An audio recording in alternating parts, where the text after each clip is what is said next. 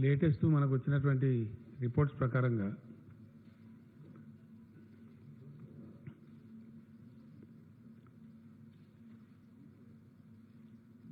మొత్తం తెలంగాణలో ఇప్పటి వరకు ఈరోజు కూడా టెస్ట్ల తర్వాత కొత్తగా 18 మందికి రావడం జరిగింది పాజిటివ్. అవన్నీ కలిపితే 858 కేసులకు ఇప్పటికీ పాజిటివ్ వచ్చింది మన దగ్గర.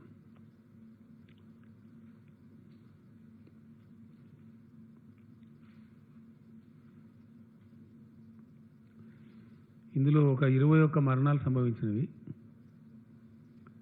నిన్నటి ఈరోజు కూడా కలుపుకుంటే ఈ అవుట్ ఆఫ్ 858లో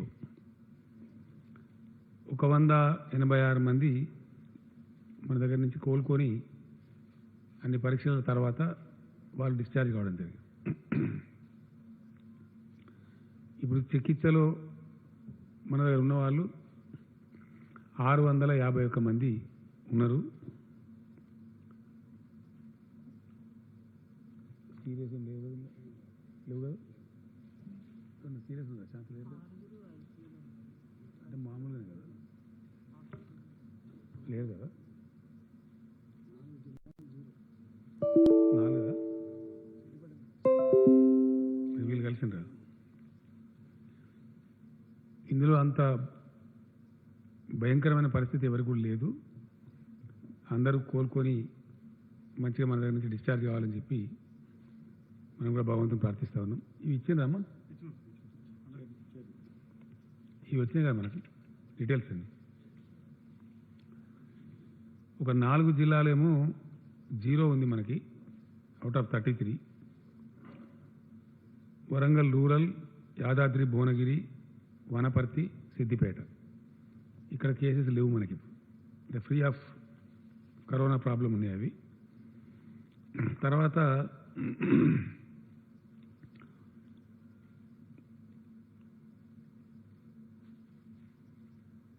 కేసులు ఎన్ని రోజులకు డబుల్ అవుతున్నాయి అనేది ఒక పరిశీలన ఉంటుంది జనరల్గా. ప్రపంచవ్యాప్తంగా కూడా ఇప్పుడు చేస్తున్నది. దేశంలో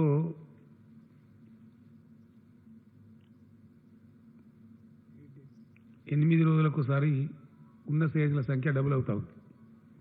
బట్ వేరే తెలంగాణలో కొంచెం కంట్రోల్ ఉంది, బెటర్ కంట్రోల్ ఉంది.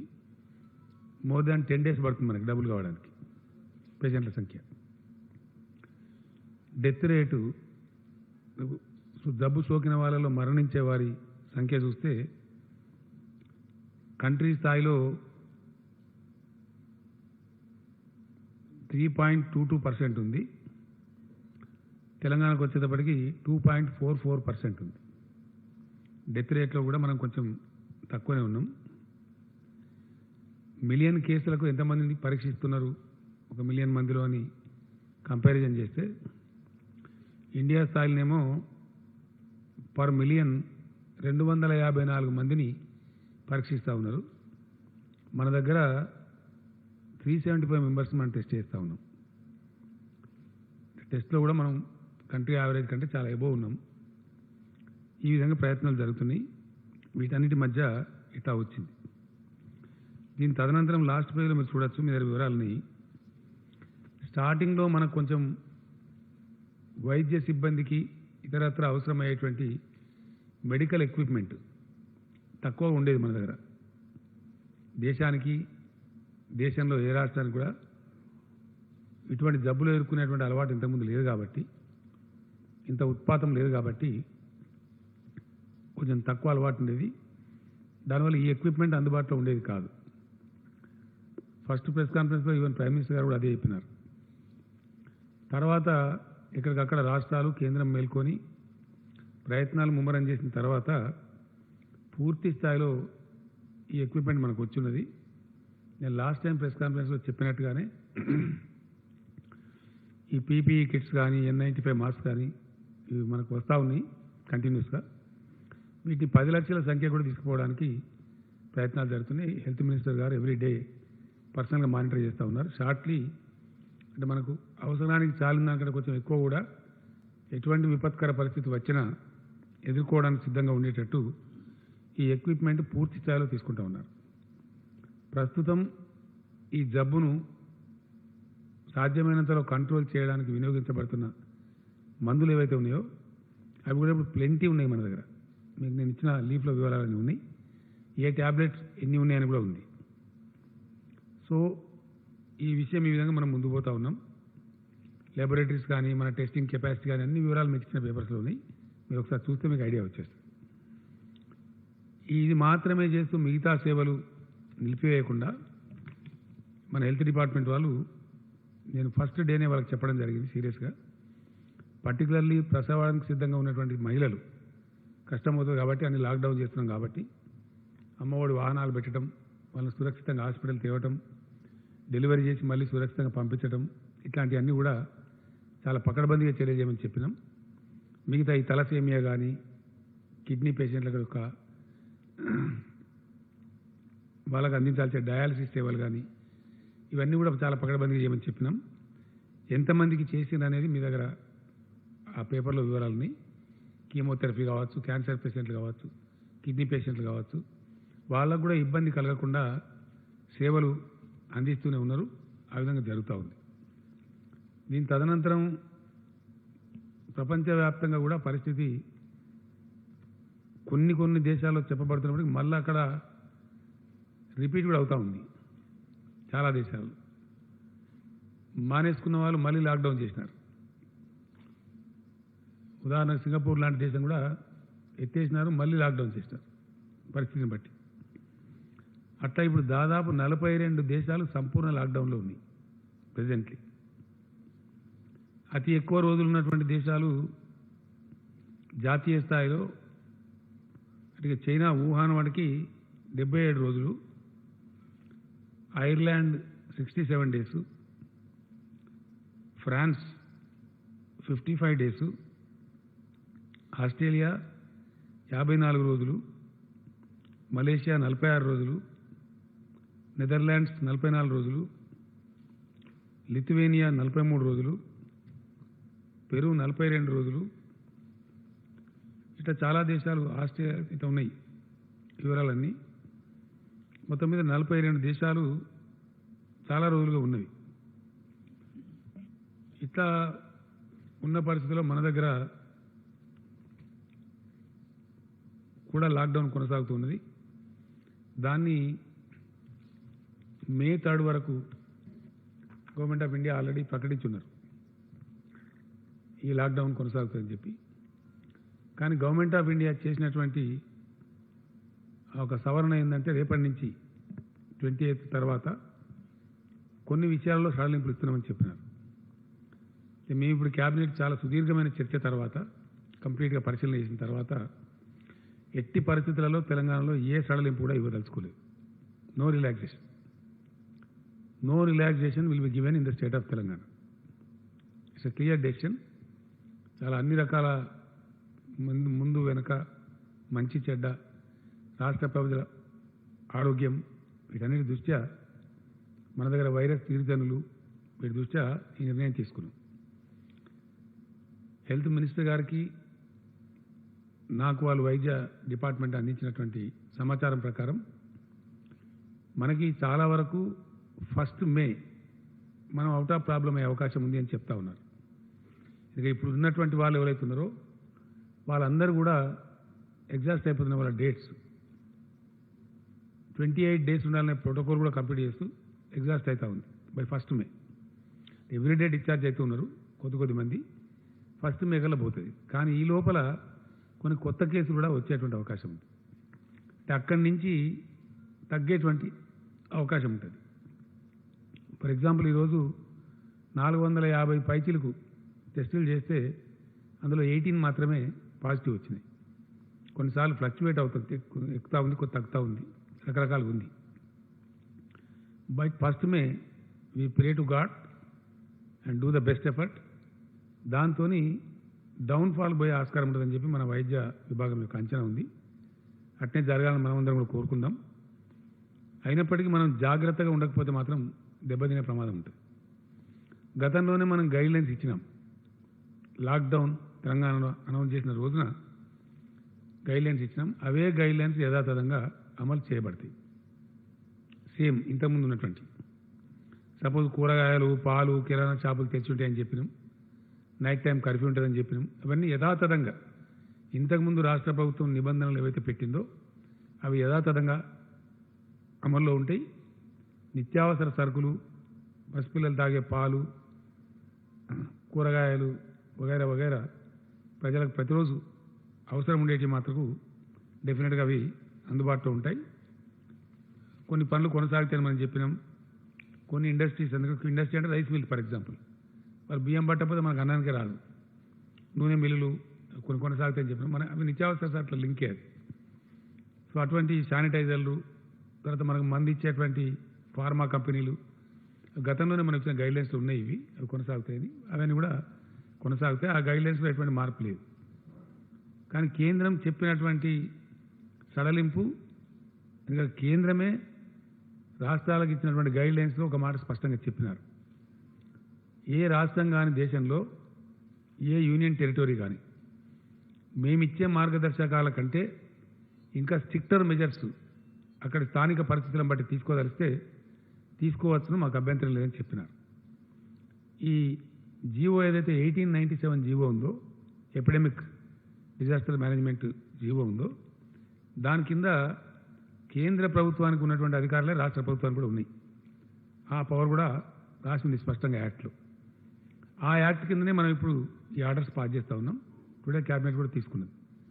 మన రాష్ట్రంలో 3 భాగాలుగా ఇది ఉండేది. ఒకటి విదేశీ ప్రయాణికులు, ఆ చాప్టర్ 100% సుఖాంతమైంది. ఇప్పుడు అందులో ఎవరు చనిపోలేదు. ఇనీషియల్లీ 32 ఉండే నంబరు, అది కొంచెం పెరిగి 64 అయిన ఉండే. కంప్లీట్ ప్రోటోకాల్ ప్రకారం 100% వాళ్ళంతా డిశ్చార్జ్ అయిపోయినారు. ఆ సమయంలో మన దగ్గర క్వారంటైన్లో ఉన్న 26,000 మంది కూడా క్షేమంగా అంతా డిశ్చార్జ్ అయిపోయినారు. ఆ తర్వాత వచ్చినటువంటి నిజాముద్దీన్ ద్వారా వచ్చిన ప్రాబ్లమే మన కంటిన్యూ అవుతూ ఉంది. వాళ్ళు, వాళ్ళ ఫ్యామిలీ మెంబర్సు, వాళ్ళ సెకండరీ కాంటాక్టు, వాళ్ళు తిన్న చోట, కూర్చున్న చోట రకరకాలుగా వస్తూ ఉన్నాయి కేసులు. కాబట్టి దాన్ని మనం కంటిన్యూ పరిశోధన చేస్తూ ఉన్నాం. అది ఎక్కడ కట్ అయితే అక్కడ ఆల్మోస్ట్ మనకు సమస్య ఆగిపోయే పరిస్థితి ఉంటుంది. అదర్వైజ్ వేరే ఇంకే రకమైన కేసులన్నీ ఉన్నాయంటే ఒక 13-14 ఫ్రగైల్ కేసెస్ ఉన్నాయి. వాటిని సెర్చ్ చేస్తూ ఉన్నారు. వాళ్ళని తెచ్చి అడ్మిట్ చేసినారు.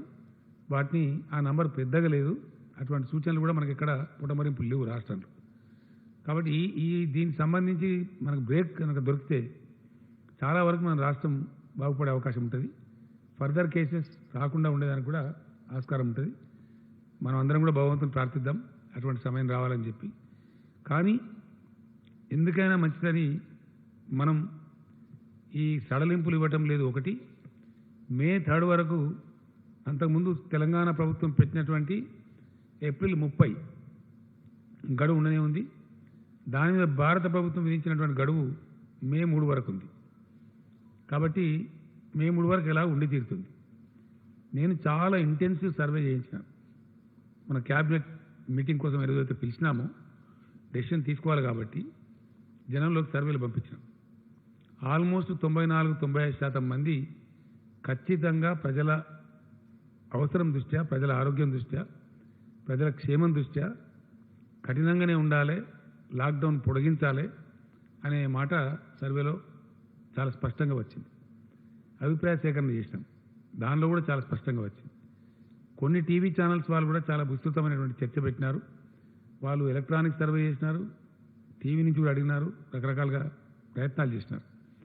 అక్కడ కూడా 92% ఆల్మోస్ట్ వాళ్ళకు కూడా, ఉదాహరణకు ఎన్టీవీ వాళ్ళు ఒకటి చేసినారు, టీ న్యూస్ వాళ్ళు ఒకటి చేసినారు. నేను అనుకోవటం బహుశా టీవీ 9 వాళ్ళు కూడా చేసినట్టుంది. ఎన్టీవీ చేసిన దానిలో 92% వరకు ఆల్ కైండ్స్ ఆఫ్ సర్వేస్ కలిపి లాక్డౌన్ పొడిగించాలని వచ్చింది. ఎక్కడి నుంచి చూసినా ఏ తర్వాత నమస్తే తెలంగాణ పేపర్ వాళ్ళు కూడా చేసినారు. వాళ్ళది కూడా ఇంచుమించు 1-2% అటు ఇటుగా ఇదే అభిప్రాయం ఇచ్చినారు. ఇతర పత్రికలలో వచ్చినటువంటి న్యూస్ కానీ, ప్రజలు వెలువరించినటువంటి అభిప్రాయాలు కానీ ఇంచుమించుగా ఇదే ఉంది. నేను వ్యక్తిగతంగా కూడా అనేక మందితో మాట్లాడడం జరిగింది. కొంతమందికి అడిగి ఆ జిల్లాలో 4 పేర్లు ఇవ్వమని చెప్పి, ఆ నియోజకవర్గంలో 4 పేర్లు ఇవ్వమని వాళ్ళని అడిగినాను, క్రాస్ సెక్షన్ పీపుల్. నేను భయంగా మాట్లాడిన దానిలో అడ్వకేట్స్ ఉన్నారు, డాక్టర్స్ ఉన్నారు, రైతులు ఉన్నారు, కూలీలు ఉన్నారు, అన్ని రకాల వాళ్ళు ఉన్నారు, యంగ్స్టర్స్ కూడా ఉన్నారు. ముక్త కంఠంతో నాకైతే నేను అడిగిన ప్రతి వ్యక్తి సుమారు నేను ఒక 70-80 మందితో మాట్లాడినాను. 10 పాత జిల్లాలలో ఒక్కొక్క జిల్లాలో 7, 8, 10 మందితో కూడా మాట్లాడినాం. ఆల్మోస్ట్ తెల్లారి కొంత మాట్లాడినాం, 100 మంది దాకా మాట్లాడినాం. 100% చెప్పినారు. వాళ్ళు అడిగింది ఏంటంటే లాక్డౌన్ ఎత్తివేసినా సడలింపు చేసినా ఎందువల్ల చేస్తున్నట్టు, వ్యాధి తగ్గిందా, ఎందువల్ల చేస్తున్నట్టు వాళ్ళు క్వశ్చన్ నన్నే అడిగినారు. రెండవది చాలా స్పష్టంగా చెప్పినారు, ఎట్టి పరిస్థితులలో కొనసాగించాల్సిందే, అవసరమైతే మే నెలాఖరు దాకా కూడా కొనసాగించండి, ఇందులో కాంప్రమైజ్ కావద్దు అని కూడా చెప్పిన వాళ్ళు చాలామంది ఉన్నారు. మేము ఈ రాష్ట్ర క్యాబినెట్ ఈరోజు మంచి చెడ్డ అని చూసుకున్న తర్వాత నిర్ణయం తీసుకున్నది ఏంటంటే మే 7th వరకు లాక్డౌన్ పొడిగిస్తా ఉన్నాం. 3rd వరకు ఎట్లాగుంది దానికి ఒక 4 రోజులు కలిపి lockdown will be continued in the state of Telangana up to May 7th. 7th నాడు రిలీజ్ కాదు, 8th నాడు రిలీజ్ అవుతుంది. 7th కూడా లాక్డౌన్లోనే ఉంటుంది. నేను ఇందాక చెప్పినట్టు గతంలో ఉన్న నిబంధనలే ఉంటాయి. నైట్ కర్ఫ్యూ అట్లాగే ఉంటుంది. చాలా కఠినంగా వ్యవహరించాలని చెప్పి నిర్ణయించుకున్నాం. ఎందుకంటే నిమిషానికంటే మళ్ళీ బాగుండదు. ఈ విషయాన్ని పూర్తిగా సమీక్షించడం కోసం మే 5th నాడు మళ్ళీ క్యాబినెట్ సమావేశం అనుకున్నాం. మే 5th నాటికి ఏం పరిస్థితులు ఉంటాయి, ప్రపంచంలో ఏం పరిస్థితి ఉంటుంది, దేశంలో ఏం పరిస్థితి ఉంటుంది, మన రాష్ట్రం ఏ పరిస్థితి మనం చేరుకుంటాం, వాటన్నిటిని బట్టి ప్రజలు కూడా ఏ మూడ్లో ఉంటారు, ప్రజల ఆలోచన సరళ ఎట్లా ఉంటుంది, వాటన్నిటిని బట్టి భవిష్యత్తు నిర్ణయం తీసుకోవచ్చు అని చెప్పి 5th మే నాడు మళ్ళీ మంత్రివర్గ సమావేశం ఉంది. ఆ విధంగా మనం ముందు పోదామని అనుకున్నాం. కంటైన్మెంట్ జోన్స్ ఏవైతే ఉన్నాయో అక్కడ చాలా కఠినంగా వివరించాల్సిన అవసరం ఉంది. నేను డీజీపీ గారిని ప్రత్యేకంగా కూడా కోరినాను. Humbly request all the police officers in the state, ఈ ప్రాబ్లం ఎక్కువగా కంటైన్మెంట్ చేసినటువంటి, మనం కంటైన్మెంట్ చేసిందే, the very meaning of containment is నిలువరించడము అని అర్థం. వ్యాధిని ఆ పరిధి దాటకుండా అక్కడికక్కడనే ఆపివేయటం లేదా నిలువరించడం అనేది అర్థం. ఆ నిలువరించడంలో మనం విఫలం కావద్దు ఎట్ ఎనీ కాస్ట్. చాలామంది తిరిగినారు, ఆరోగ్య మంత్రి గారు, మున్సిపల్ మంత్రి గారు, మా చీఫ్ సెక్రటరీ గారు, డీజీపీ గారు, అర్బన్ డెవలప్మెంట్ సెక్రటరీ గారు, చాలామంది ఆ కంటైన్మెంట్ ఏరియాస్లో తిరిగినారు, ప్రజలకు చెప్పినారు ఎందుకు కంటైన్ చేయాల్సి వచ్చింది, సమస్య ఏంటి అని చెప్పినారు. కాబట్టి ఆ కంటైన్మెంట్లో ఉన్నటువంటి ప్రజలకు కూడా నేను పదే విజ్ఞప్తి చేస్తూ ఉన్నా, దయచేసి ఎట్టి పరిస్థితులలో చాలా సీరియస్గా మీరు తీసుకోవాలి. మీ వల్ల సమాజానికి నష్టం కలగకూడదు. 100% కంటైన్మెంట్ అధికారులు చెప్పేదాన్ని మీరు ఫాలో కావాలి. ఇది మన రాష్ట్రం కోసం, మన ప్రజల కోసం అవసరం కాబట్టి వేరే విధంగా అనుకోకుండా అది ఫాలో కావాలని చెప్పి కంటైన్మెంట్ ఏరియాలో ఉండే ప్రజలను నేను కోరుతూ ఉన్నాను. అదేవిధంగా విమాన సర్వీసులు కొన్ని దేశంలో ఫాలో కావచ్చు, 4th నుంచి బుకింగ్స్ చేస్తున్న కొన్ని వార్తలు వస్తున్నాయి. నేను మనవి చేస్తూ ఉన్నా విమాన ప్రయాణికులకు 7th దాకా తెలంగాణకు రాకండి దయచేసి. ఎందుకంటే ఇక్కడ మీకు ట్యాక్సీ ఉండదు, క్యాబ్ ఉండదు, హోటల్ ఉండదు, ఏమీ ఉండదు, చాలా కష్టమవుతుంది. జిఎంఆర్ ఎయిర్పోర్ట్ వారికి కూడా చెప్తాం 7th వరకు ఈ నిబంధనలు ఫాలో కావాల్సిందే. ఎందుకంటే మనకి ఇబ్బంది వస్తుంది, మళ్ళీ సిచ్యువేషన్ ఏదో తెలిస్తే కంట్రోల్లో ఉంటాం. కాబట్టి దాన్ని కూడా ప్రయత్నం చేస్తాం. కొన్ని గ్రాసరీస్ సప్లై చేస్తారు, లైక్ బిగ్ బాస్కెట్ లాంటి వాళ్ళు షాప్ ఉన్నారు.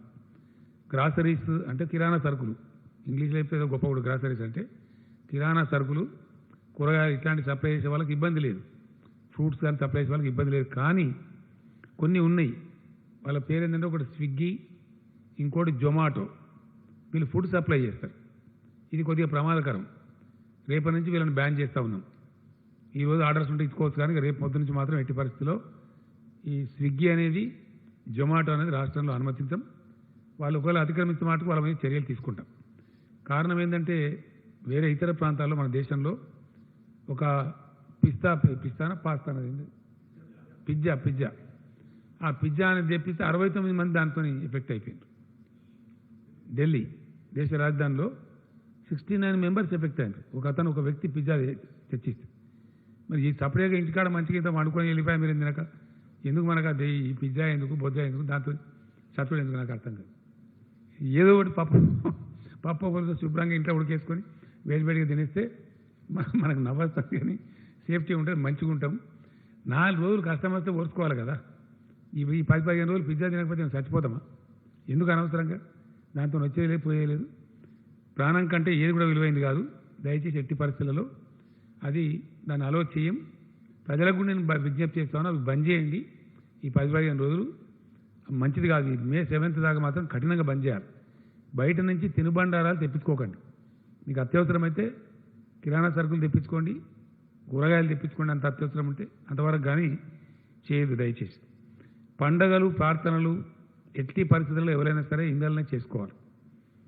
అది రంజాన్ కానీ, హిందువులు కానీ, క్రైస్తవులు కానీ, ఎవరైనా కానీ దయచేసి ఏ ఒక్క వర్గానికో ఏ ఒక్క మతానికో ఇది పరిమితం కాదు. Everybody has to follow the rule very strictly. సామూహిక ప్రార్థనలు అనుమతించబడవు. అన్ని లాక్డౌన్ అయిపోయినాయి. నాకు చాలా సంతోషం. మొన్న ఓల్డ్ సిటీలో మన ఫేమస్ మస్జిద్ మక్కా మస్జిద్లో కూడా కేవలం ఇమాం సాబ్తో ఒక 2-3 ఉండే ప్రార్థన చేసినారు. మన జుమ్మా మస్జిద్ కూడా ఆ ట్రెండ్ చాలా మంచిది మనకి.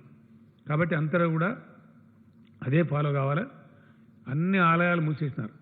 తిరుపతి దేవస్థానం మూసేసినారు, శ్రీశైలం మూసేసినాం, మన దగ్గర వేములవాడ మూసేసినాం, యాదాద్రి మూసేసినాం, భద్రాచలం మూసుకున్నాం. ఈవెన్ శ్రీరామ నవమి పట్టాభిషేకం కూడా జరుపుకోలేదు మనం. ఇవన్నీ కూడా కళ్యాణం, స్వామివారి కళ్యాణం అయినా లిమిటెడ్గా చేసుకున్నాం. కాబట్టి ఎవరమైనా మినహాయింపు లేకుండా దయచేసి any religious congregation is not allowed. ఏ మతం యొక్క సామూహిక కార్యక్రమాలు అనుమతించబడవు. ఆ విషయంలో చాలా స్ట్రిక్ట్గా ఉంటారు. 100% దాన్ని అందరు కూడా ఫాలో కావాల్సిందే. కాబట్టి ఆ రకంగా ముందుకు పోవాల్సినటువంటి అవసరం ఉంటుంది. మనం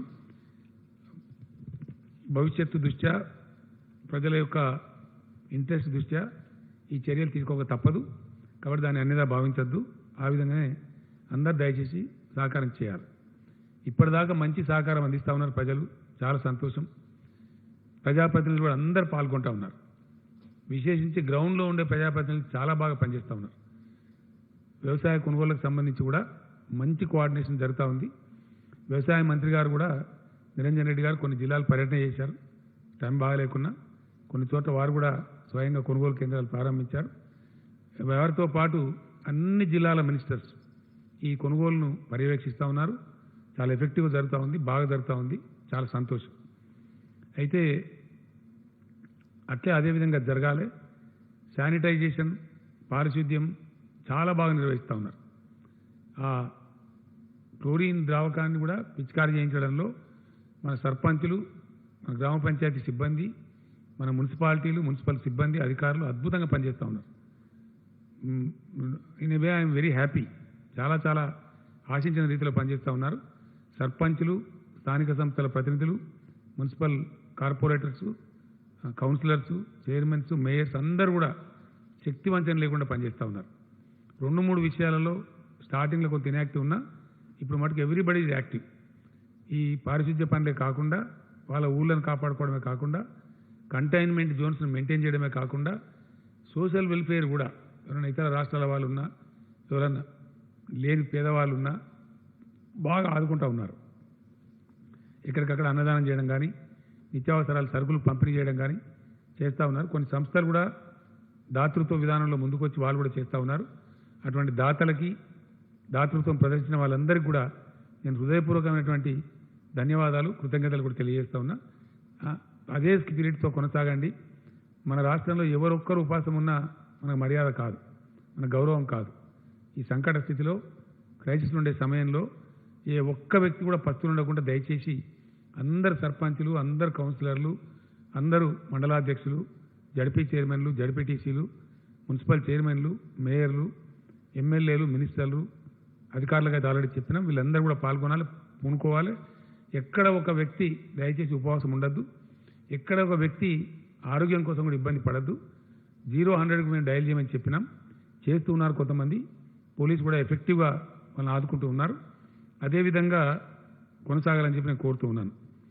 ప్రజాప్రతినిధులు, ఉద్యోగులు, వీళ్ళకి ఇచ్చినటువంటి వేతనాలు ఏవైతున్నాయో గతంలో ఇచ్చిన వేతనాలే ఇప్పుడు కూడా ఈ మంత్ కూడా ఇవ్వబడతాయి. ఏప్రిల్ నెల వేతనాలు కూడా అట్లనే ఇవ్వబడతాయి. 50% కోత వాళ్లకు, 75% కోత ప్రజాప్రతినిధులకు ఉంటుంది. అదేవిధంగా కొనసాగుతుంది.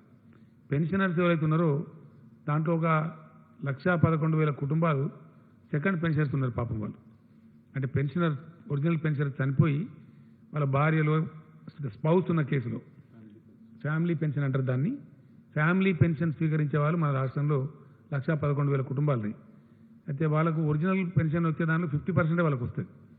వాళ్ళ నుంచి కొన్ని విజ్ఞప్తులు వచ్చినాయి, మాకు సరిపోవడం లేదు, దయచేసి పొడిగించమని చెప్పినారు.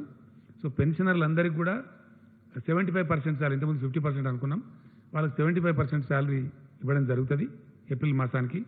వాళ్ళ ఇబ్బంది కొంత దూరం అయ్యేటువంటి అవకాశం ఉంటుంది.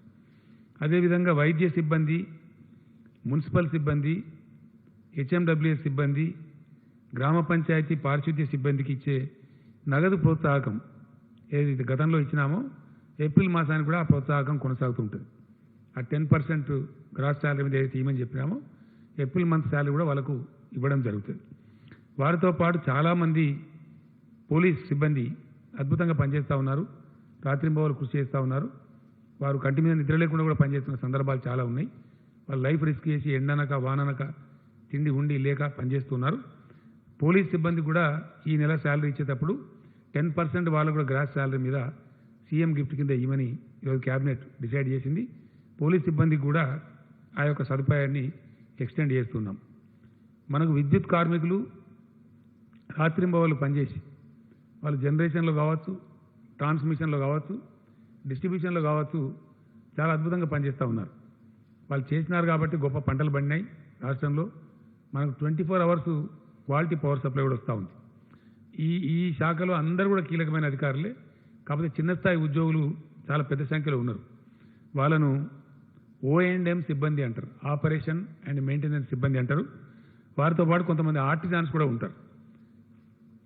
ఎలక్ట్రిసిటీ దాంట్లో పనిచేసేటువంటి O&M సిబ్బంది, ఆర్టిజాన్స్ కలిపి మన రాష్ట్రంలో 34,512 మంది ఉన్నారు. జెన్కో, ట్రాన్స్కో, డిస్ట్రిబ్యూషన్ కంపెనీస్ అన్నీ కలిపి ఈ O&M సిబ్బంది మరియు ఆర్టిజాన్స్ ఈ పవర్ దాంట్లో 34,512 మంది ఉన్నారు. గతంలో వీళ్ళకి 50% శాలరీ ఇచ్చినాం, బట్ ఈ నెల 100% శాలరీ ఇవ్వాలని చెప్పి క్యాబినెట్ డిసైడ్ చేసింది. వాళ్ళ సేవలు అత్యవసరం కాబట్టి వాళ్ళకు 100% శాలరీ ఇవ్వడం జరుగుతుంది. ఈ విధంగా ఈ కొంత రిలీఫ్ వీళ్ళకి రావడం జరుగుతూ ఉంది. అట్లానే డిజాస్టర్ మేనేజ్మెంట్ యాక్ట్ ప్రకారం ఈరోజు క్యాబినెట్ నిర్ణయించింది, ఆదేశాలు చీఫ్ సెక్రటరీ గారు జారీ చేస్తున్నారు. ఖచ్చితంగా ఇళ్ల కిరాయిదారుల నుంచి వాళ్ళ దగ్గర ఇప్పుడు వాళ్ళు సంపాదించుకునే పరిస్థితి లేదు. రాష్ట్రం, దేశం లాక్డౌన్లో ఉంది, బిజినెస్లు ఆగిపోయినాయి. కాబట్టి ఎవరైతే ఇళ్లలో ఉండే కిరాయిదారులు ఉన్నారో మార్చి, ఏప్రిల్, మే ఈ 3 నెలల కిరాయిలు వసూలు చేయవద్దని చెప్పి ఓనర్లను ప్రభుత్వం ఆదేశిస్తూ ఉంది. 3 months డిఫర్మెంట్ ఇవ్వాలి. ఇప్పుడు వసూలు చేయవద్దు, వాళ్ళ దగ్గర డబ్బు లేదు, ఆదాయం లేదు కాబట్టి తర్వాత నెలలలో దాన్ని వాయిదాల వారీగా అడ్జస్ట్ చేసుకోవాలి. కానీ ఎట్టి పరిస్థితులలో కిరాయిదారులు మాత్రం వసూలు చేయవద్దు. ఇది అప్పీల్ కాదండి, ఈ యాక్ట్ కింద రాష్ట్ర ప్రభుత్వానికి ఉన్న అధికారం. It's a order by the cabinet. దాన్ని ఖచ్చితంగా పాటించాలి.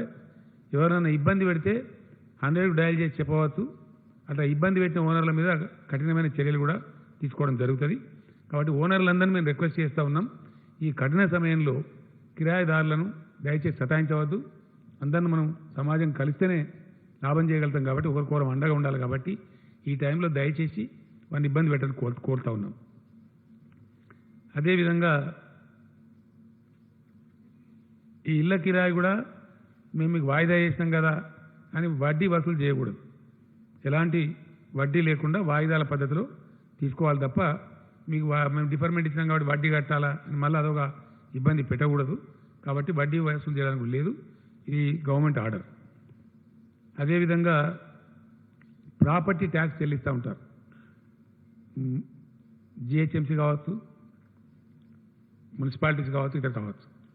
2019-20 సంవత్సరానికి సంబంధించి జనరల్గా ఇది ఎట్లా ఉంటుందంటే 1 month లాటర్ కడతా ఉంటారు. మార్చి ట్యాక్స్ అంతా ఏప్రిల్లో కడతా ఉంటారు జనరల్గా. వాళ్ళు కట్టడంలో కొంత విఫలమైనారు. వాళ్ళకు ఒక రిలాక్సేషన్ ఇచ్చింది ఇలా క్యాబినెట్.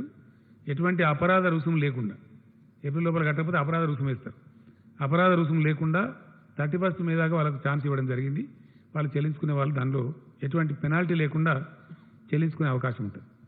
అదేవిధంగా ఈ ప్రైవేట్ స్కూల్స్, ఈ 10,000 పైచీలకు పాఠశాలల్ని ఇక్కడ 30 లక్షల పైచీలకు విద్యార్థులు, వీళ్ళు స్పష్టమైన ఆదేశం ఇస్తూ ఉంది రాష్ట్ర ప్రభుత్వం. ఎట్టి పరిస్థితుల్లో దాన్ని ఉల్లంఘించడానికి లేదు. వీళ్ళు ఎట్టి పరిస్థితిలో 20-21 సంవత్సరానికి ఒక్క పైసా కూడా ఫీజులు పెంచే అవకాశం లేదు, పెంచకూడదు. It's an order by the government. ఇది ప్రభుత్వ ఆదేశం. ప్రైవేటు విద్యా సంస్థలు ఇంత పెంచండి అంత పెంచండి అని కొంత నోటీసులు ఇస్తూ ఉన్నారు. That is not allowed in the state. ఎట్టి పరిస్థితుల్లో 2021 అకాడమిక్ ఇయర్కి ఒక్క రూపాయి కూడా ఒక పైసా కూడా ఫీజులు పెంచేటువంటి అవకాశం లేదు, పెంచకూడదు. 2, రకరకాల ఫీజులు వీళ్ళు వసూలు చేస్తూ ఉంటారు. ఎట్టి పరిస్థితుల్లో వసూలు చేయకూడదు. మంత్లీ నెలవారీగా కేవలం ట్యూషన్ ఫీజు మాత్రమే వసూలు చేసుకోవాలి. అదర్ దాన్ ట్యూషన్ ఫీజు ఒక రూపాయి కూడా వసూలు చేయడానికి వీలు లేదు. ఇది ప్రభుత్వ ఆదేశం, ఖచ్చితంగా ఫాలో కావాలి. తర్వాత రోజుల్లో దాన్ని చూసుకోవచ్చు, పరిస్థితి చక్కబడ్డ తర్వాత. ఇప్పుడు మటుకు ఓన్లీ ట్యూషన్ ఫీజు మాత్రమే, అది నెలవారీగా. సంవత్సరానికి అంత ఒకటేసారి కట్టండి అని కూడా జబర్దస్తి చేయడం లేదు. Only month wise tuition fee మాత్రమే తీసుకోవాలా. అంతకు మించి విద్యార్థులను కానీ విద్యార్థుల తల్లిదండ్రులను కానీ ఇబ్బంది పెట్టకూడదు. ఈ కష్ట సమయంలో పెట్టినట్టయితే ఎవరిని కష్టపెట్టినా 100కు డయల్ చేయండి, వెంటనే యాక్షన్ ఉంటుంది. చాలా యాక్టివ్గా చర్యలు కూడా తీసుకుంటాం. వాళ్ళ యొక్క పర్మిట్లు కూడా రద్దు చేస్తాం. ఎట్టి పరిస్థితుల్లో నిర్దాక్షిణ్యం కూడా ఈ విషయంలో. ఇది ప్రజలకు సంబంధించి, ముఖ్యంగా పేదలకు సంబంధించింది. ప్రజలు ఇప్పుడు తమ ఆదాయాన్ని కోల్పోయి ఉన్నారు, ఆదాయం లేదు. మరీ దారుణంగా ఉంటుంది పరిస్థితి. ముందటికి మార్చిలోనున్న సగం వచ్చింది, కానీ ఏప్రిల్లో అయితే 0 అయిపోయింది. అది ఏం పని లేదు ఎక్కడ. ఎవరి ఇళ్లలో వాళ్ళు ఉండిపోవాల్సిన పరిస్థితి వచ్చింది. 4 శాఖలు తినేవాళ్ళు 2 శాఖలు తిని పప్పోలు పులుసుతో తిని బతుకుతున్నటువంటి పరిస్థితి. ప్రజలు కష్టంలో ఉన్నప్పుడు వాళ్ళని ఫర్దర్ కష్టపెట్టడం సమాజానికి ఎవరికి కూడా ధర్మం కాదు. కాబట్టి ఈ విషయంలో దయచేసి ఎట్టి పరిస్థితులలో దీన్ని వేరే విధంగా అనుకోవద్దు. ట్యూషన్ ఫీజులను అది కూడా నెలవారీ మాత్రమే తీసుకోవాలా, సంవత్సరం మొత్తం కట్టాలని అనద్దు. ఆ జబర్దస్తి చేయకూడదు. చేస్తే మటుకు చర్యలు తప్పవు. కాబట్టి ఇతరత్రా ఏ రకమైన ఫీజులు కూడా వసూలు చేయవద్దు. ఇది గవర్నమెంట్ ఆర్డర్. కాబట్టి దానికి ఖచ్చితంగా పాటించాలని చెప్పి కోరుతా ఉన్నాం. అదేవిధంగా ఏప్రిల్ మాసంలో చాలా దారుణంగా ఆదాయాలు లేవు కాబట్టి, అసలు పనే లేకుండా పోయింది కాబట్టి, ఎవరింటికాన్ని వారిని ఉండమని ప్రభుత్వమే చెప్పింది కాబట్టి పేదలు కూడా ఇబ్బందులలో ఉంటారు. కాబట్టి తెల్ల రేషన్ కార్డున్న ఈ 87.5 lakh రేషన్ కార్డ్స్ ఏవైతున్నాయో వాళ్ళకు మే మాసానికి కూడా ఈ నెలకి ఇచ్చినట్టు, ఏప్రిల్ నెలకి ఇచ్చినట్టే ప్రతి వ్యక్తికి 12 కిలోల బియ్యం ప్రతి కార్డు మీద ఇవ్వడం, ఉచితంగా ఫ్రీగా ఇవ్వడం జరుగుతుంది. ఈచ్ పర్సన్కి 12. అంటే ఒక కుటుంబంలో 5గురు ఉంటే 60 కేజీలు వస్తుంది. ₹1 కూడా దానికి ఛార్జీ లేదు, ఫ్రీగానే ఇస్తారు. అట్లే ఇవ్వడం జరుగుతుంది. ఏప్రిల్ ఎట్లా ఇచ్చిండ్రో మే మాసం కొరకు కూడా అట్లనే ఇస్తారు. అదేవిధంగా ప్రతి కుటుంబానికి ₹1500 కూడా గవర్నమెంట్ ఇస్తుంది కూరగాయల నిమిత్తం, ఇతర కిరాణా సామాన్ నిమిత్తం. అవి మే మొదటి వారంలోనే అందజేయమని చెప్పి మేము కోరినాం. చీఫ్ సెక్రటరీ గారు ఆదేశాలు కూడా ఇస్తూ ఉన్నారు. సివిల్ సప్లైస్ అధికారులకు ఆదేశాలు ఇవ్వడం జరిగింది. మే 7th లోపే అందరికి కూడా అందజేయబడతాయి. ఇక్కడ పాయింట్ ఏంటంటే, మొన్న కొంతమంది దుర్మార్గులు ఉంటారు కదా, అక్కడక్కడ కొన్ని పుకార్లు పుట్టించినారు. ₹1500 బ్యాంకులో వేసినాం. ప్రజలు ఈ విషయాన్ని బాగా గమనించాలి. సామాజిక కార్యకర్తలు దయచేసి గ్రామాల్లో ప్రచారం చేయాలి, సర్పంచులు కూడా ప్రచారం చేయాలి. ఒకసారి గవర్నమెంటు మీ అకౌంట్లో డబ్బులు వేసిన తర్వాత వాపస్ పోవు, మీ డబ్బు మీకే ఉంటుంది. బ్యాంకుల కాడ ఒకటేసారి గుమిగూడి అక్కడ రద్దీ పెంచి అట్లాంటి బాధ మీకు అవసరం లేదు. మీకు ప్రతి ఒక్క వ్యక్తికి డబ్బులు వస్తాయి. అది నెల రోజుల పాటు మీ ఇష్టం ఉన్నప్పుడు తీసుకోవచ్చు, ఎప్పుడైనా తీసుకోవచ్చు. ఒకసారి బ్యాంకులో జమ అయినాయి అంటే తిరిగి వాపస్ పోవు. కొంతమంది అనవసరంగా మనం పుకార పుట్టించి వాపస్ పోతాయి అని చెప్తే బ్యాంకుల కాడ రద్దీ పెరిగింది, రష్ పెరిగింది. అది మంచిది కాదు. ఈ చట్టం ప్రకారమే మనం గుమి కూడవద్దు మన ఆలోచన. కాబట్టి గుమి కూడవద్దు. దయచేసి మంచిగా వెసులుబాటు, ఉదయం తీసుకోండి, కొందరు మధ్యాహ్నం తీసుకోండి, కొందరు రేపు తీసుకోండి, కొందరు ఎల్లుండి తీసుకోండి, ఎప్పుడైనా సరే తీసుకోవచ్చు. మీ డబ్బు మీకు అక్కడ సేఫ్గా ఉంటుంది. అది వాపసు పోయే ప్రశ్నే లేదు. అది ఎట్టి పరిస్థితులలో మీ డబ్బులు మీరు సేఫ్గా తీసుకోవచ్చు. కాబట్టి దానికి ఆత్రపడి బ్యాంకుల దగ్గర రష్ పెంచద్దు, అది మనకే మంచిది కాదు. పేదలకు మన రాష్ట్రంలో సుమారుగా ఇచ్చే 40 లక్షల మంది పేదలకు ఇచ్చే ఆసరా పెన్షన్స్ ఏవైతే ఉన్నాయో అవి యథావిధంగా వాళ్ళకి ₹2016 ఇవ్వబడతాయి. అందులో ఏం కోత లేదు. మే మాసానికి కూడా పూర్తి ఆసరా పెన్షన్లు వాళ్లకు అందజేయడం జరుగుతుంది. ఎవరైతే ఇతర రాష్ట్రాల కూలీలు మైగ్రాంట్ లేబర్ అంటే వలస కూలీలు ఉన్నారో మన రాష్ట్రంలో ఉన్నవాళ్ళు వాళ్ళకు మొన్న ఏ పద్ధతి అయితే ఇచ్చినామో ఒకవేళ కూలీ ఒక్కడే ఉంటే ఇండివిజువలే ఉంటే ఆయనకు 12 కేజీల రైస్ ఇస్తారు, 500 రూపాయలు ఇస్తారు. ఒకవేళ వలస కూలీది ఫ్యామిలీ ఉంటే సేమ్ మన ఫ్యామిలీకి ఇచ్చినట్టే వాళ్ళకు కూడా 1500 రూపీస్ ఇస్తారు. ఎంతమంది అంతమందికి 12 కిలోల కాడికి రైస్ ఇస్తారు. వాళ్ళు ఇద్దరు ఉండని ముగ్గురు ఉండని ఎందరు ఉన్నా ఈచ్ 12 కేజీ రైస్ ఇస్తారు. ఫ్యామిలీ కాబట్టి వాళ్ళకు కూడా 1500 రూపీస్ కూడా ఇస్తారు. ఆ విధంగా వాళ్ళు దాన్ని ఉపయోగించుకోవాలి. వాళ్ళు బెంబేలు ఎత్తాల్సిన అవసరం లేదు. ఆ రకంగా వాళ్ళకు కూడా రాయితీలు ఉంటాయి. కొంత పరిశ్రమల వాళ్ళు కూడా మాకు కూడా ఇబ్బంది ఉంది, మా ప్రొడక్షన్ లేదు, వాటిని మేము విద్యుత్ ఛార్జీలు చెల్లించే పరిస్థితి లేదు, మీరే బంద్ చేయమని లాక్డౌన్ పెట్టిండ్రు, జీతాలు కూడా కార్మికులకు ఇవ్వమన్నారు, కాబట్టి చేయలేమని చెప్పి వాళ్ళు కొన్ని రిక్వెస్ట్లు పెట్టినారు. దాన్ని కూడా క్యాబినెట్ డిస్కస్ చేసింది, ఈరోజు కొన్ని కన్సిడర్ చేసింది. ఈ లాక్డౌన్ పీరియడ్లో వాళ్ళు చెల్లించాల్సినటువంటి ఫిక్స్డ్ ఛార్జెస్ అని ఉంటాయి వాళ్ళకి, దానికి డిఫర్మెంట్ ఇస్తూ ఉన్నారు. ఏప్రిల్ మే మాసాలకి ఏప్రిల్ మే మాసం యొక్క ఫిక్స్డ్ ఛార్జెస్ పరిశ్రమల వాళ్ళకి రద్దు చేయబడతా ఉన్నాయి.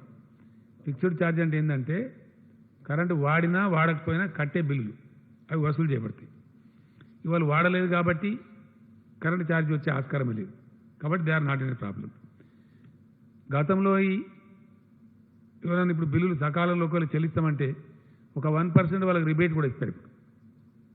అదేవిధంగా లాక్డౌన్ పీరియడ్లో ఎవరైతే కొన్ని పరిశ్రమలు జరిగేవి పవర్ ఛార్జెస్ ఉంటాయో సకాలంలో వాళ్ళు చెల్లించినట్టయితే, లైక్ ఫార్మా ఇండస్ట్రీ మనం పర్మిట్ చేసినాం, రైస్ మిల్ మనం పర్మిట్ చేసినాం, ఇట్లా కొన్ని ఉన్నాయి కదా, ఇతరత్ర వాళ్ళని నడుపుకొని చేసినా కూడా మనం పర్మిట్ చేసినటువంటివి వాళ్ళు కూడా సకాలంలో బిల్ పే చేస్తే వాళ్ళకు కూడా 1% రిబేట్ కూడా ఇవ్వడం జరుగుతుంది. ఆ విధంగా ఉంటుంది. ఈ డిఫర్మెంట్ ఏదైతే ఇచ్చిండ్రో ఈ ఏప్రిల్ మే మాసానికి పరిశ్రమలకు ఈ 2 నెలల బిల్లులకి ఫిక్స్డ్ ఛార్జెస్ మీద రిబేట్ అయితే ఇచ్చిండ్రో ఇవి తర్వాత వాళ్ళు వాయిదాల రూపంలో కట్టాలి. గతంలో పద్ధతి ఏంటంటే వాళ్ళు దీని మీద పెనాల్టీ కట్టాలి. ఇప్పుడు పెనాల్టీ మాఫీ చేయడం జరిగింది. పెనాల్టీ చెల్లించాల్సినటువంటి అవసరం లేదు. ఆ డిలే పేమెంట్ పెనాల్టీ ఏదైతే ఉంటుందో ఆ విధంగా దానికి ప్రాబ్లం లేదు. అదేవిధంగా చెప్పిన నేను ఆల్రెడీ టోల్డ్ ఐ థింక్ ఆధార పెన్షన్ చెప్పాను కదా, చెప్పాను. సో అదేవిధంగా వైద్య సిబ్బందికి నా యొక్క ధన్యవాదాలను తెలియజేస్తూ ఉన్నా. ఎందుకంటే చాలా మంచి పని వాళ్ళు చేస్తూ ఉన్నారు, స్థైర్యం కోల్పోకుండా అద్భుతంగా చేస్తూ ఉన్నారు. మీకు ఇచ్చిన దానిలో వివరాలని ఇప్పుడు వాళ్ళకు సిబ్బందికి ఎటువంటి ఇబ్బంది లేకుండా అన్ని ఎక్విప్మెంట్స్ కానీ మెడిసిన్స్ కానీ మంచి చెడ్డ అన్నీ కూడా ఉన్నాయి. ఇలా మెడికల్ డిపార్ట్మెంటు వాళ్ళకు మంచి వార్త ఏంటంటే ఈ గచ్చిబౌలి స్పోర్ట్స్ కాంప్లెక్స్ ప్రపంచవ్యాప్తంగా కూడా ఏమైందంటే రకరకాల దేశాలలో రకరకాల క్రీడలు జరుగుతూ ఉంటాయి, క్రీడోత్సవాలు కూడా జరుగుతూ ఉంటాయి. ఒలింపిక్స్ కావచ్చు, జాతీయ స్థాయి క్రీడలు కావచ్చు, రకరకాలు జరుగుతాయి. వాటిని ఏం చేస్తారంటే అక్కడ నిర్మించినటువంటి ఏషియాడ్ కూడా జరిగింది మన ఇండియాలో. ఇందిరాగాంధీ గారు ప్రైమ్ మినిస్టర్ ఉండే రోజుల్లో స్పోర్ట్స్ విలేజెస్ అని కడతారు. వచ్చిన క్రీడాకారులు వాళ్ళ వసతులు కల్పించాలని చెప్పి కడతారు. తర్వాత ఏం చేస్తారంటే వాటిని సమాజానికి ఉపయోగపడాలి కాబట్టి తీసేసి వేరియస్ గవర్నమెంట్ డిపార్ట్మెంట్స్ కనిస్తారు, లేకపోతే అమ్మేస్తారు. మన గచ్చిబౌలి స్టేడియం ప్రత్యేకమైన క్రీడల కోసం కట్టిందే. అప్పుడు 78 ఎకరాల జాగా వాళ్ళు తీసుకొని గవర్నమెంట్ నుంచి కట్టినారు. కొన్ని ఫ్లాట్స్ అమ్మేసినారు, కొన్ని విల్లాస్కు జాగాలు ఇచ్చినారు, అంతా అయిపోయింది. ఈ మిగిలిన భవనం కూడా ఒకటి ఐడియల్గా పడి ఉంది. చాలాసార్లు మనం అనుకున్నాం, తెలంగాణ హైకోర్టు ఏర్పడినప్పుడు కూడా అవసరం కూడా ఆ బిల్డింగ్ వాడదాం అనుకున్నాం. జడ్జీలు కూడా పోయి అప్పుడు ఇన్స్పెక్షన్ కూడా చేసినారు, కానీ అది వాడలేదు. తర్వాత హైకోర్టు బైఫర్కేట్ అయిపోయింది. ఇప్పుడు ఆ స్పోర్ట్స్ కాంప్లెక్స్ను ఆ 14 అంతస్తులతో కూడుకున్న 540 రూమ్ల బిల్డింగ్ని హెల్త్ డిపార్ట్మెంట్ ట్రాన్స్ఫర్ చేయడం జరిగింది. క్రీడా శాఖ నుంచి హెల్త్ డిపార్ట్మెంట్కి ఇస్తూ ఇలా క్యాబినెట్ నిర్ణయం తీసుకున్నది. దాని కింద 9 ఎకరాల 16 గుంటల భూమి ఉంది. ఆ ల్యాండ్ కూడా హెల్త్ డిపార్ట్మెంట్ వారికే ట్రాన్స్ఫర్ చేసినాం. రేపటి నుంచి దాని హక్కులు హెల్త్ డిపార్ట్మెంట్ వారికే ఉంటాయి. అయితే అక్కడ ఇప్పటికే ఆరోగ్య శాఖ మంత్రి గారు, నా ప్రిన్సిపల్ సెక్రటరీ నరసింహరావు గారు వీరందరూ కూడా శ్రద్ధ వహించి ఆరోగ్య శాఖ వారు కూడా వార్ ఫుడ్ బేసిస్లో 1500 కెపాసిటీ బెడ్స్ ఇప్పుడు తయారు చేసినారు. రేపటి నుంచి వస్తున్నారు అందరూ. ఫ్రమ్ టుమారో అది ఫుల్ యూజ్లోకి వస్తూ ఉంది, 100% యూజ్లోకి వస్తూ ఉంది. సో ప్రస్తుతం అది కోవిడ్ స్పెషల్ హాస్పిటల్ కింద దాన్ని వాడుకుంటాం. మనకు వాడవలసిన అవసరం ఏర్పడితే తదనంతరం మాత్రం దానికి ఇంకో 10-15 ఎకరాల భూమిని కూడా జత చేస్తూ ఉన్నాం. ఎందువల్ల అంటే మనం దానికి అద్భుతమైన ఒక ఆసుపత్రి కింద తయారు చేయాలని నిర్ణయించినాం. ఎంచేపు గాంధీ, నీలోఫరు, ఉస్మానియా కాకుండా నగరానికి 4 చుట్టూ 4 కడదామనుకున్నాం. మనకు తూర్పు దిశలో ఎయిమ్స్ వచ్చింది, all India institute of medical sciences Bibinagar దగ్గర. పశ్చిమ దిశలో ఇప్పుడు ఇది వస్తూ ఉంది. దీని పేరు టిమ్స్ అని పెట్టినాం, Telangana institute of medical sciences and research.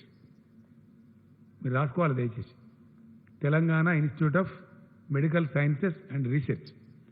దీంతో పాటు పోస్ట్ గ్రాడ్యుయేట్ కాలేజ్ కూడా ఉంటుంది, మెడికల్ కాలేజీ. దాంట్లో పోస్ట్ గ్రాడ్యుయేట్ విద్యార్థులకు శిక్షణ కూడా ఉంటుంది. చాలా ఒక ప్రెస్టీజియస్ ఇన్స్టిట్యూట్ కింద తయారవుతుంది. నిమ్స్ కంటే కూడా ఇంకా స్టాండర్డ్గా ఉండే విధంగా నిమ్స్ స్థాయిలోనే ఉంటుంది. ఇందులో ఒక 750 పడకలు జనరల్ హాస్పిటల్ లాగా ఉంటాయి, ఉస్మానియా గాంధీలాగా. మరొక 750 హాస్పిటల్స్ ఏమో మల్టీ స్పెషాలిటీ హాస్పిటల్ ఉంటుంది. చాలా బాగా అద్భుతమైన ఏ కార్పొరేట్ హాస్పిటల్ తీసుకోని విధంగా ఈ ఫెసిలిటీ ప్రజల కోసం ప్రభుత్వ రంగంలో పూర్తి ప్రభుత్వ అర్జనలో వస్తుంది. ఇది ఇచ్చినాం బిల్డింగు. ఈ బిల్డింగ్ ఇంకా ఏమేమి హంగులు పర్మనెంట్గా ఏమేమి హాస్పిటల్ ఎట్లా రూపుదిద్దాలనేది అది ఆరోగ్య శాఖ మంత్రి గారే బాధ్యత తీసుకోమని కూడా క్యాబినెట్ రిక్వెస్ట్ చేసింది. వారి ఆధ్వర్యంలో దీన్ని ఒక అద్భుతమైన మెడికల్ ఫెసిలిటీ కింద తెలంగాణ రాష్ట్రానికి, తెలంగాణ ప్రజలకు ఇది అందుబాటులోకి ఆరోగ్య శాఖ మంత్రి గారు తేబోతా ఉన్నారు. అదేవిధంగా మనకుండే స్టేడియంలు, మనకు షామీర్పేటలో మరియు అక్కింపేట ఎయిర్పోర్ట్ వద్ద ఉన్న 300 ఎకరాల స్పోర్ట్స్ డిపార్ట్మెంట్ యొక్క స్థలాలు, హైదరాబాద్ నగరంలో విస్తరించిన అనేక స్టేడియాలు, వీటన్నిటి మీద చాలా రోజులుగా అనుకుంటా ఉన్నాం. హైదరాబాదు గొప్ప నగరం కాబట్టి ఇది ఒక అద్భుతమైనటువంటి అంతర్జాతీయ నగరం కావాలని మనం కలలుగంటున్నాం. కాబట్టి ఇక్కడ health city, education city, cinema city రావాలని మనం అనుకున్నాం. అట్లనే స్పోర్ట్స్ సిటీ ఆఫ్ తెలంగాణ ఇటు హైదరాబాద్ అని కూడా రావాలని చెప్పి చాలా రోజులు అనుకుంటా ఉన్నాం. క్రీడా శాఖ మంత్రి గారు శ్రీనివాస్ గౌడ్ గారి అధ్యక్షతన ఈరోజు క్యాబినెట్ సబ్ కమిటీని క్యాబినెట్ నియమించింది. వారి అధ్యక్షతన మున్సిపల్ మినిస్టర్ గారు, పంచాయతీరాజ్ మినిస్టర్ గారు, ఎడ్యుకేషన్ మినిస్టర్ గారు, ఈ 3 మినిస్టర్ల సభ్యులుగా ఒక సబ్ కమిటీ నియామకం చేసినాం. తెలంగాణ రాష్ట్ర సమగ్ర క్రీడా విధానాన్ని, క్రీడా పాలసీని తయారు చేయవలసిందిగా వారిని కోరడం జరిగింది. ఆ విధంగా వారి ప్రపోజల్ తయారు చేయాలని చెప్పి కోరడం జరిగింది. వ్యవసాయానికి సంబంధించి 2 కౌంట్స్లో ఈరోజు క్యాబినెట్ సమీక్షించడం జరిగింది. ఒకటి,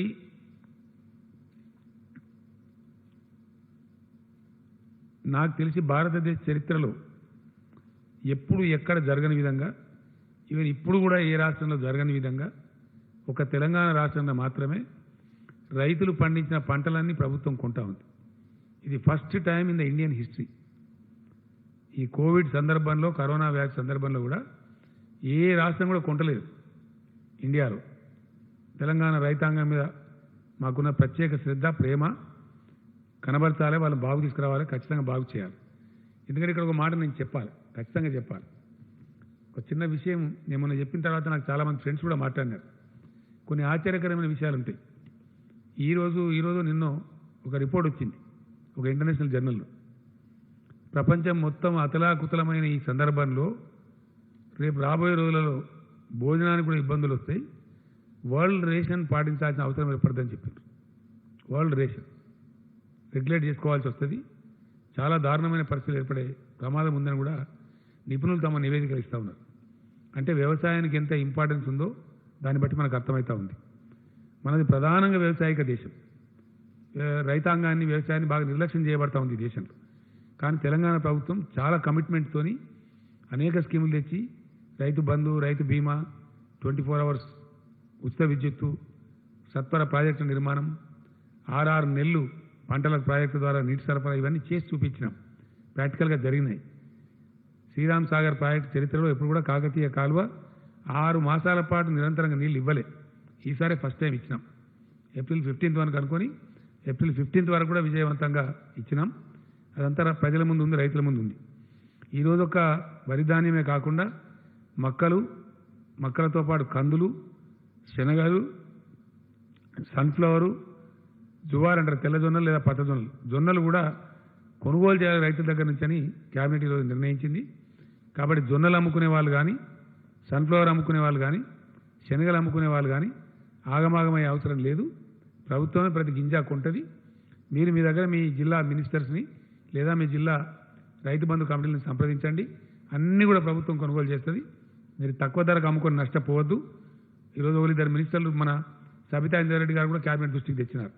కొన్ని శనగలు రంగారెడ్డి జిల్లాలో మిగిలిపోయినాయని వేరే వాళ్ళు కూడా చెప్పినారు ఇద్దరు. దాని మీద నుంచే క్యాబినెట్ స్పందించి ఈ నిర్ణయం తీసుకోవడం జరిగింది. వీటికి అవసరమైన బ్యాంక్ గ్యారెంటీ కూడా ఇస్తా ఉన్నాం.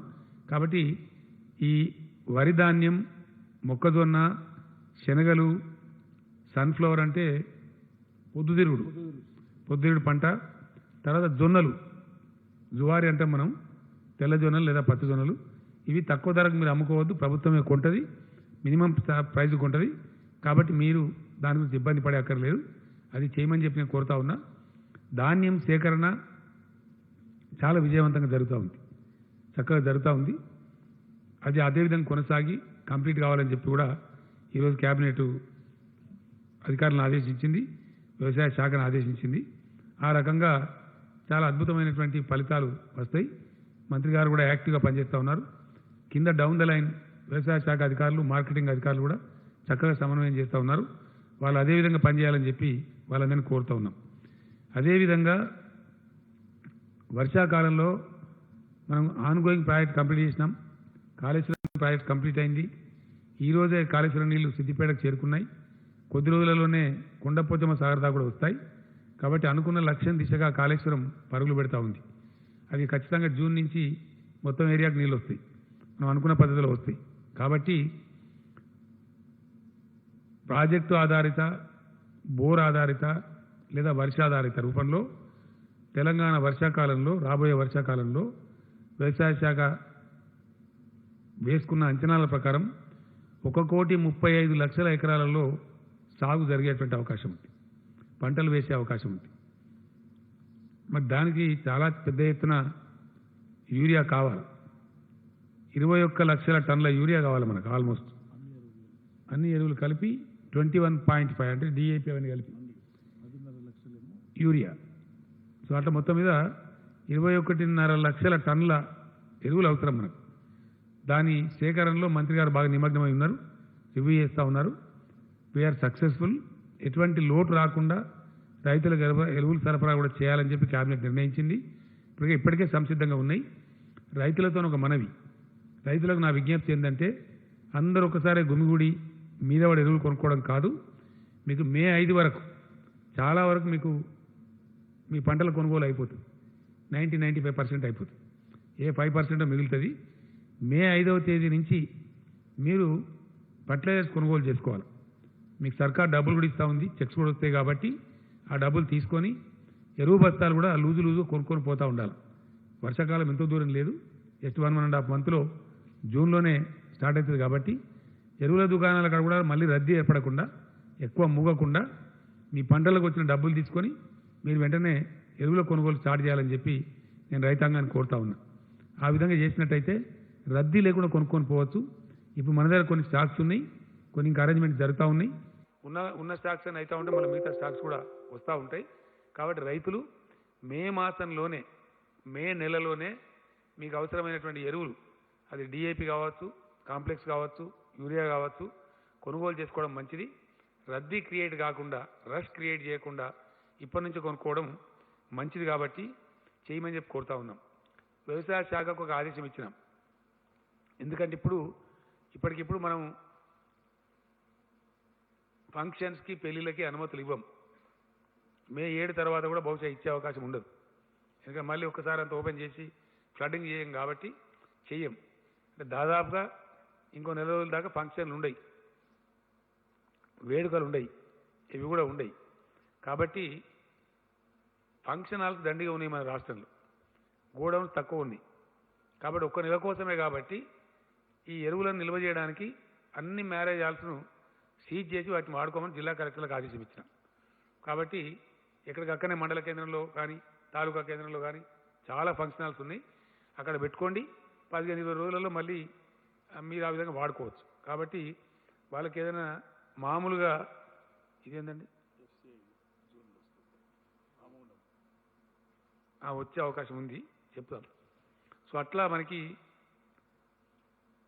ఫంక్షన్ హాల్స్ను తాత్కాలిక గోదాముల కింద వాడుకొని ఫర్టిలైజర్ని ఎక్కడికక్కడ రైతులకు అందజేసే ప్రయత్నాలు చేయాలి. ఆ విధంగా జిల్లా కలెక్టర్లు కూడా చర్యలు తీసుకోవాలని చెప్పి రిక్వెస్ట్ చేసినాం. ఈ విధంగా మనకు చాలా పాజిటివ్ పరిస్థితులు కనపడతా ఉన్నాయి. ఫర్టిలైజర్ కార్పొరేషన్ ఆఫ్ ఇండియా రామగుండంలో యూనిట్ పెడతామన్నప్పుడు మనల్ని కొన్ని వసతులు అడిగారు. మనల్ని ఈక్విటీ పెట్టమన్నారు మన వాటా ధనం కింద. మనం కూడా దాదాపు 150 కోట్ల పైకి 170 కోట్ల వరకు కూడా ఈక్విటీ పెట్టినాం. వాళ్ళకి వాటర్ కనెక్షన్ అంటే ఒక 80 కోట్లు ఖర్చు పెట్టి ఇచ్చినాం. అందులో ఆ ఫ్యాక్టరీలో మన వాటా కూడా ఉంది. ఆ ఫ్యాక్టరీ గురించి ఇక్కడనే మనకు లోకల్గా ఎరువులు దొరికితే చాలా బాధలు తప్పుతాయి కాబట్టి దాన్ని చేయమని చెప్పినాం. బహుశా జూన్లో ఆ ఫ్యాక్టరీ కూడా అందుబాటులోకి వచ్చే అవకాశం ఉంది. వాళ్ళతో ఫర్టిలైజర్ కార్పొరేషన్ ఆఫ్ ఇండియా వాళ్ళతోని వ్యవసాయ శాఖ మంత్రి గారే నిరంజన్ రెడ్డి గారే స్వయంగా మాట్లాడినారు. మోస్ట్ లైక్లీ జూన్లో ఉత్పత్తి ప్రారంభమయ్యే అవకాశం ఉంటుంది. అప్పుడు మనకి ఇంకా కూడా ఎరువుల కొరత బాగా తీరిపోతుంది. ఎక్కడి నుంచో నా ఉత్తర భారతం నుంచి అక్కడి నుంచో రావడం కాకుండా ఈ విధంగా మన రాష్ట్రం యొక్క ఎరువుల వాడకాన్ని ముఖ్యంగా యూరియా వాడకానికి అది చాలా మనకు ఉపయోగపడేటువంటి ఆస్కారం ఉంటుంది. ఇట్లా రాష్ట్రాన్ని కాపాడుకుంటూ అన్ని రంగాలను కూడా కాపాడుకుంటూ అన్ని రకాల ప్రజలను కాపాడుకుంటూ ముందుకు పోవాల్సిన అవసరం దృష్ట్యా ఇది మనం ఈ రకమైనటువంటి నిర్ణయాలు తీసుకున్నాం, ముందుకు పోతూ ఉన్నాం. కాబట్టి దయచేసి ప్రజలకు నేను పదే పదే విజ్ఞప్తి చేస్తూ ఉన్నా, ఇది ఇంకింత కఠినంగా లాక్డౌన్ అమలు చేయాలి, మరింత కఠినంగా. బయటికి వచ్చే వాళ్ళు రాకండి. ఇప్పటికే చాలా కేసులు పెట్టినారు పోలీసులు, చాలా వాహనాలు సీజ్ చేసినారు. దాదాపు 35-40 వేల వాహనాలు కూడా 50,000 వాహనాలు కూడా సీజ్ చేసినారు. ఎందుకు అనవసరంగా బయటికి రావడం ఎందుకు, ఆ సీజర్ ఎందుకు? కాబట్టి అత్యవసరం ఉన్న వాళ్ళకు ప్రభుత్వమే కొన్ని పాసులు ఇస్తూ ఉన్నారు, కొంత అవకాశం కల్పిస్తూ ఉన్నారు. కాబట్టి దయచేసి ఇళ్ళ నుంచి రాకండి. వ్యాధి మన దగ్గర తగ్గుతుందని కూడా తగ్గడం లేదు, సమాన స్థాయిలో ఉంది. ఏ మూలకి ఏ విపత్తు వస్తుందో తెలియదు. అనవసరంగా పూసుకుంటే ఇబ్బంది వస్తుంది.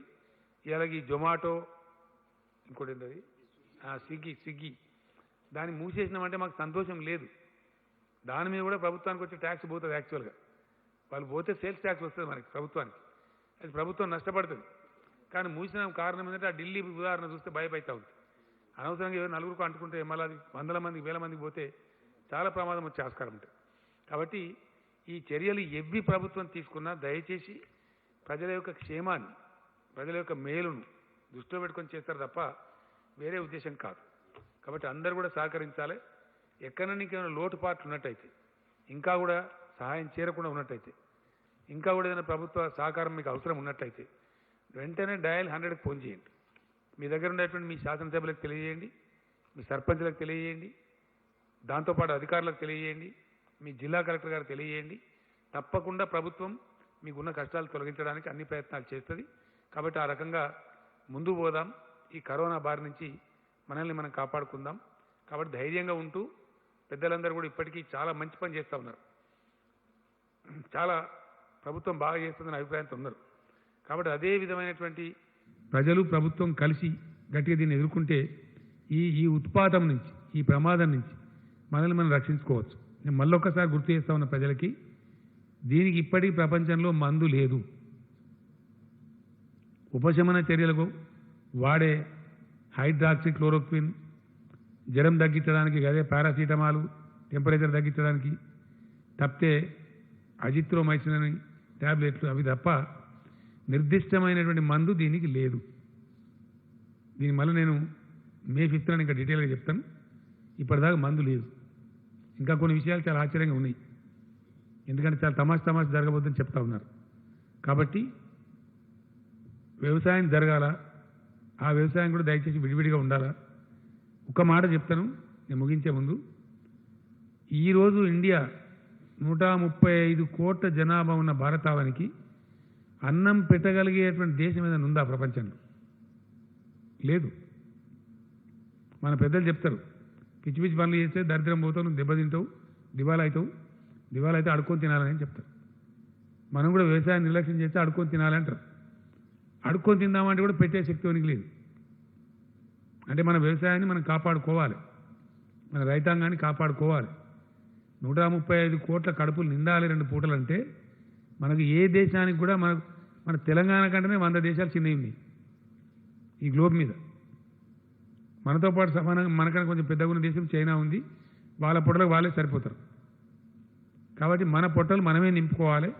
అందువల్ల వ్యవసాయానికి ఉన్న ఇంపార్టెన్స్ అది. కాబట్టి వ్యవసాయాన్ని కొనసాగించాలి, వ్యవసాయ పనులు కొనసాగించాలి, దాని అనుబంధ పరిశ్రమలు కూడా కొనసాగించాలి, ఫుడ్ ప్రాసెసింగ్ యూనిట్స్ కూడా కొనసాగించాలి. ఎందువల్ల మనకు ఆహారం అవసరం కాబట్టి. ప్రపంచమే ఇప్పుడు ఆహార విధానంలో ఒడిదుడుకులకు లోనయ్యేటువంటి ఆస్కారం ఉంది. మనం భారతదేశం ఆల్రెడీ సెల్ఫ్ రిలయంట్గా ఉన్నాం. అంటే స్వావలంబన ఫుడ్ సెక్టర్లో, ఆహార నిల్వలలో, ఆహార విధానంలో మనము ఇంకో నడుకుతనే పరిస్థితులు లేం భారతదేశం. అందుకనే మన ప్రధానమంత్రి గారు చెప్పింది కూడా, భారతదేశం ఎట్టి పరిస్థితులలో మనం ఖచ్చితంగా వ్యవసాయ నిర్లక్ష్యం చేయవద్దు, నరేగాను కూడా కలపండి అని చెప్పినాం, భారత ప్రభుత్వాన్ని కోరినాం. ఇందాకనే ప్రైమ్ మినిస్టర్ గారు నాతో మాట్లాడినారు, నేను మళ్ళా కూడా చెప్పినాను. ఇంకో విషయం కూడా ఇక్కడ చెప్పాల్సిన అక్కడ ఉంది. ఆర్థిక పరంగా దేశం ముందుకు రావాలి. సెంట్రల్ బ్యాంకులు, రిజర్వ్ బ్యాంకులు ఏ దేశమైనా పెట్టుకునేది ఎందుకు? ఎట్టి పరిస్థితుల్లో ఇట్లాంటి విపత్తులు వచ్చినప్పుడు, విపత్కర పరిస్థితి వచ్చినప్పుడు పెట్టాల్సిన అవసరం ఉంటుంది. మళ్ళా ఒకసారి నేను అప్పీల్ చేస్తా ఉన్నా భారత ప్రభుత్వానికి, ఈ దేశంలో ఫిస్కల్ పాలసీ మీ చేతుల్లో ఉంది, రాష్ట్రాల చేతుల్లో లేదు. దేశ విత్త విధానం, దాని కరెక్ట్ తెలుగులో చెప్పాలంటే దేశం యొక్క విత్త విధానం, కంట్రీస్ ఎకనామిక్ పాలసీ కేంద్రం తన ఆధీనంలో పెట్టుకున్నది. కేంద్ర ఆధీనంలో అది ఉంది కాబట్టి ఏం చేయాలన్నా కేంద్రం చేయాలి. కాబట్టి సత్వరమే కేంద్రం నిర్ణయాలు తీసుకున్నాం. ప్రైమ్ మినిస్టర్ గారిని ఇప్పుడు కూడా కోరినాం. Even now I have requested the honourable prime minister, వెంటనే ఎఫ్ఆర్బిఎం పెంచండి రాష్ట్రాలకు. అది మీ మీద పడే భారమేం కాదు, రాష్ట్రాలే తిరిగి తీర్చుకుంటాయి. ఇప్పుడు అవసరం, ఇప్పుడు మేము జీతాలు ఇవ్వలేక బాధపడతా ఉన్నాం, వాళ్ళు అర్ధాకలితో ఉంచుతున్నామా ఉద్యోగస్తుల్ని. చాలా చాలా కంజెషన్, ఎందుకంటే భవిష్యత్తు ఏందో తెలియదు కాబట్టి చాలా చూసుకొని నడవాల్సి వస్తూ ఉన్నది. అత్యవసర విభాగాలు కొనసాగాల, వాళ్ళు కష్టం రిస్క్ తీసుకొని పనిచేస్తున్నారు కాబట్టి వాళ్ళని కొంచెం ప్రోత్సహించాలా. ఇవన్నీ బ్యాలెన్స్ చేసుకొని పోవాలి. ఇది చాలా కష్టంతో కూడుకున్న పని. కాబట్టి నేను మొన్న చెప్పిన క్వాంటిటేటివ్ ఈజింగ్ హెలికాప్టర్ మనీ అని చెప్పిన, అది కొందరికి అర్థమైంది, కొందరికి అర్థం కాలేదు. ఈ ఎకానమిస్టులు ఉంటారు, ఆర్థిక శాస్త్రవేత్తలు, వీళ్ళు ఒక ముఠా ఉండరు, వాళ్ళకు రకరకాల ఆలోచనలు ఉంటాయి. ఒక ఆయన దాన్ని మించింది లేదని ఇంకొక ఆయన చెప్తున్నారు. కొంతమంది అయితే పనికిరాదని చెప్తున్నారు. వాళ్ళకంతా భిన్న ధృవాలు ఉంటాయి. ఈ పండితులకు పైత్యం ఎక్కువ. వాళ్ళు జనరల్గా ఏంటంటే రకరకాల భిన్న ఆలోచనలు కలిగి ఉండి భిన్నమైనవి చెప్తారు. నేనేమంటున్నా అంటే, నేను ప్రపోజ్ చేసినటువంటి క్వాంటిటేటివ్ ఈజింగ్ కాకపోతే క్వాలిటేటివ్ ఈజింగ్ ఇవ్వండి, ఇంకో రూపం తీసుకోండి. హెలికాప్టర్ మనీ కాకపోతే ఎయిర్ క్రాఫ్ట్ మనీ ఇవ్వండి. కేసీఆర్ చెప్పిందే చేయనని ఏం లేదు కదా. ఏదో ఒక రూపంలో స్థూలంగా నేను చెప్తున్న అంశం ఏంటంటే, భారతదేశ విత్త విధానం, కంట్రీస్ ఎకనామిక్ పాలసీ కేంద్ర ప్రభుత్వం దగ్గర ఉంది, కేంద్రం ఆధీనంలో ఉంది, రాష్ట్రాలకు దానిలో అధికారం లేదు. కాబట్టి కేంద్రం తక్షణం స్పందించాల్సిన అవసరం ఉంది. ఏ పద్ధతి వీలైతే ఆ పద్ధతి, కేసీఆర్ చెప్పిన పద్ధతి అని అనుకోవడానికి అవసరం లేదు. ఏ పద్ధతి ఉత్తమం అనుకుంటే ఆ పద్ధతిలో రాష్ట్రాలకు అవసరమైన వెసులుబాటు కేంద్రం వెంటనే కల్పించాలి. లేకపోతే ఇబ్బంది వస్తుంది, చాలా ఇబ్బంది వస్తుంది, చాలా ఘోరమైన పరిస్థితులు ఏర్పడే అవకాశం ఉంటుంది, ఒక అరాచకం ఏర్పడే అవకాశం ఉంటుంది. కాబట్టి కేంద్రం ఇంకా తాత్సారం చేయకుండా మేము ఎక్స్పెక్ట్ చేస్తున్నాం. ప్రైమ్ మినిస్టర్ గారు కూడా నాకు ఇప్పుడు ఆశాభంగానే మాట్లాడినారు. చేస్తున్నాం, మా ప్రయత్నం మేము చేస్తున్నాం వారు కూడా చెప్పారు. చాలా పాజిటివ్ నిర్ణయాలు కేంద్రం నుంచి వస్తాయనే మేము ఆశతో ఉన్నాం, ఎదురు చూస్తూ ఉన్నాం. ఆ విధంగా చూద్దాం, పరిస్థితులు ఏ విధంగా వస్తాయో దాన్ని బట్టి ముందు మనం కూడా నిర్ణయాలు తీసుకుంటాం. Thank you. ఆయన కానీ కదా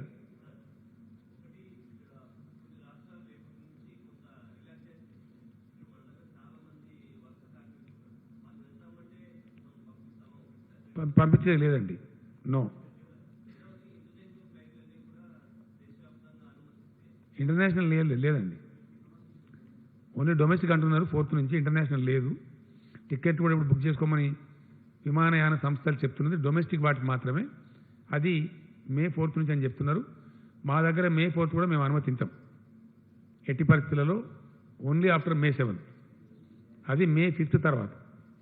విమాన ప్రయాణికులకు మేము మనవి చేస్తూ ఉన్నాం, హైదరాబాద్ రాకండి, కష్టాలు కొని తెచ్చుకోకండి. You can come, but you can only come after May 7th, after relaxation by the state government. మాకు ఏ ఒపీనియన్ లేదు, మా ఒపీనియన్ మాకుంది. మేము మా ఒపీనియన్ చెప్పాల్సిన అవసరాలు లేవు, కాంట్రవర్సీలు మేము పోవాల్సిన అవసరం లేదు. కేంద్రం తన నిర్ణయం తను తీసుకున్నది, మేము మా నిర్ణయాలు మేము తీసుకున్నాం. నో సారీ, ఇది ఇంటి అద్దెలకు మాత్రమే.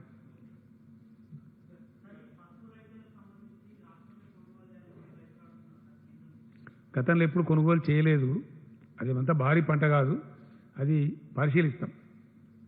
Wheel examine.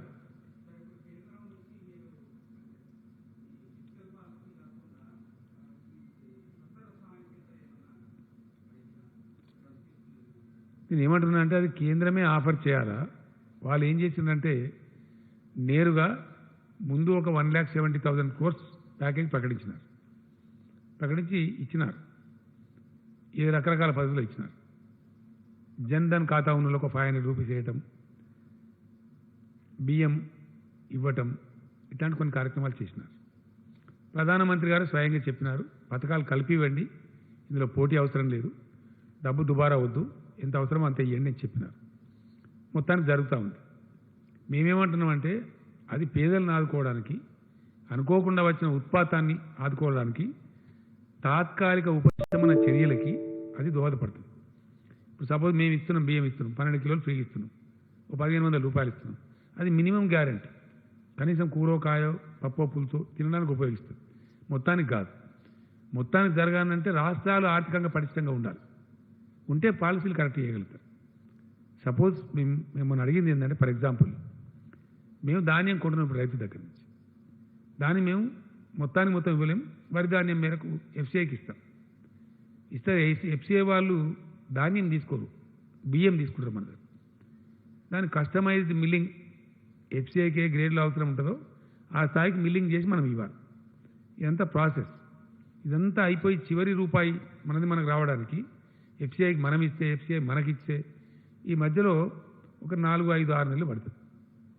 ఇంత స్పీడ్గా చేసినప్పుడు పడితే ఆ టైంలో వచ్చే ఇంట్రెస్ట్ ఏదైతే ఉంటుందో ఈ అప్పు మీద, అది రాష్ట్ర ప్రభుత్వం మీద పడుతుంది. దాన్ని మాఫీ చేయండి అని అడిగినాం మనం. అది భారం కానియకండి రాష్ట్రం మీద, దాన్ని మాఫీ చేయండి, ఆదేశం ఇవ్వండి, మీరు ఆర్బీఐ ద్వారా బ్యాంకులకు ఆర్డర్స్ ఇవ్వండి అని అడిగినాం. అదేం గొంతెమ్మ కోరిక కాదు కదా, కేంద్రం చేయవచ్చు. నేను ప్రైమ్ మినిస్టర్ గారు అదే చెప్పిన, క్వాంటిటేటివ్ ఈజింగ్, హెలికాప్టర్ మనీ అట్లా పెట్టినా ఇవన్నీ చేయొచ్చు కదా అర్జెంటుగా. రాష్ట్రాల యొక్క రుణ పరిమితి పెంచవచ్చు, నథింగ్ ప్రివెంట్స్. ఇట్లాంటి నేను చెప్పినటువంటి వాటి సడలింపులు ఇవ్వవచ్చు, నథింగ్ ప్రివెంట్స్. మేము ఇంకోటి అడిగినాం, ఈ 6 months ఎకానమీ దెబ్బతింటాం కాబట్టి first quarter of 2021 and second quarter మేము రాష్ట్ర ప్రభుత్వాలు చెల్లించే అప్పులు ఉన్నాయి. అందులో మేము 2 రకాల అప్పులు ఉంటాయి మాకు. కేంద్రానికి రిజర్వ్ బ్యాంక్ పూచి ఉండి ఇచ్చినటువంటి అప్పులు ఉంటాయి, దాన్ని ఎఫ్ఆర్బిఎం లోన్స్ అంటారు. అదర్ దాని ఎఫ్ఆర్బిఎం లోన్స్ మా జిఎస్డిపి అగెన్స్ట్గా మేము తీసుకునేవి ఉంటాయి. సపోజ్ మనం కాళేశ్వరం ప్రాజెక్ట్ తెచ్చుకున్నాం, బాలమూరు తెచ్చుకున్నాం, ఆర్ఈసీ నుంచి కానీ పిఎఫ్సి నుంచి కానీ తెచ్చుకున్నాం. వాటిని డిఫర్మెంట్ అడిగినాం. వాటిని ఏమడిగినామంటే వాయిదా వేయించండి అని అడిగినాం. వాయిదా వేయించే అధికారం మాకుంటే మేమే డీల్ చేసుకుందాం ఆ సంస్థలతో. అధికారం మాకు లేదు. ఆ పాలసీ సెంటర్ తన దగ్గర పెట్టుకున్నది కాబట్టి సెంటర్ హ్యాస్ టు ఇంటర్వీన్ అని చేయాలని చెప్పినాం. ఇట్లాంటి అయినా సరే తొందరగా చేయాలని మేము కోరుతున్నాం. మల్లేశం గారు, ఎఫ్ఆర్బిఎం కానీ ఈ రకమైనటువంటి ఖచ్చితంగా ఎట్టి పరిస్థితుల్లో చేయాలని చెప్పి కోరుతున్నాం మేము. నథింగ్ రాంగ్ కదా, ఇది కేంద్రం మీద పడే భారం ఏం లేదు, భారం మా మీదనే పడుతుంది, రాష్ట్రాల మీదనే పడుతుంది. వాళ్ళు they have nothing to lose కాబట్టి they can easily do it.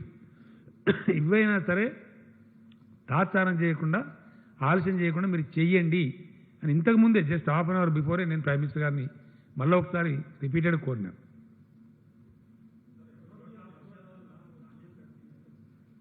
అన్నీ కొంటామండి, దానికి ఏం సిల్లి, అది ఎంత పెద్ద 1 కోటి టన్నులు కొనేటప్పుడు అది ఏముంటుందండి అని అయితే అనుభూతి పెద్ద. ఒకరోజు ఆరబెట్టి మళ్ళీ కొనేస్తారండి పెద్ద. నాకు తెలిసి లిమిటెడ్గా నడుస్తున్నట్టున్నాయి, దానిలో చూడలేదు, దాన్ని పరిశీలన చేయాలి, నాకు ఐడియా లేదు. చేయమండి, అవసరం లేదు. ఎందుకంటే ఇష్టమైన అడగోలుగా చేస్తే నేను మొన్న కూడా చెప్పినా మళ్ళీ కూడా చెప్తున్నా, టెస్టులకు సంబంధించి ఆల్ ఇండియా యావరేజ్ కంటే మనం చాలా హెడ్ ఉన్నాం. వ్యాధి విస్తరణకు సంబంధించి మనం ఎక్కువ ఉన్నాం, మనం మంచిగా ఉన్నాం. అవన్నీ ఇచ్చిన మీకు వివరాలు మీ పేపర్లో ఉన్నాయి.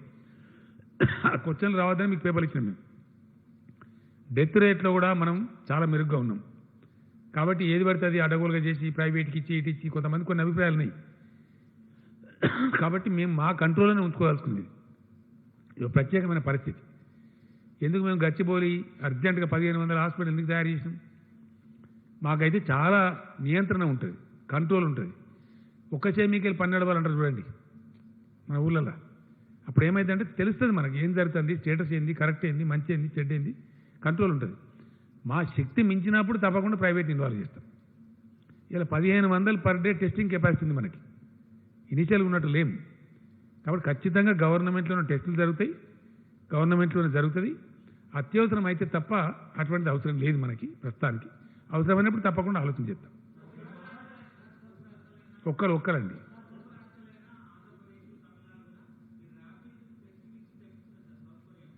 తెప్పించే అవసరం లేదండి, మనకే వచ్చినాయి ఆల్రెడీ.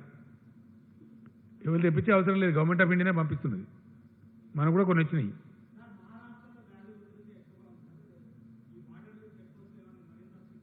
చేసినాం, ఆల్రెడీ చేసినాం. మనకంటే ఎక్కువ ప్రజలే చేసినారు. వాళ్ళకి దండం పెట్టాలి. ఎందుకంటే అన్ని గ్రామాల ప్రజలు కూడా రోడ్లను తవ్వేసినండి, మాకు రావద్దని చెప్పి. ఇంకా తమాషా ఏంటంటే హైదరాబాద్ నుంచి పోతే ఊళ్ళో కూడా ఊరు వ్యక్తులను కూడా రాణిస్తలేరు. మీకు కూడా తెలిసి ఉంటాయి కొన్ని ఉదంతాలు. అంత కఠినంగా ఉన్నాయి గ్రామాలు. బాగా నియంత్రణ పాటిస్తున్నారు వాళ్ళు.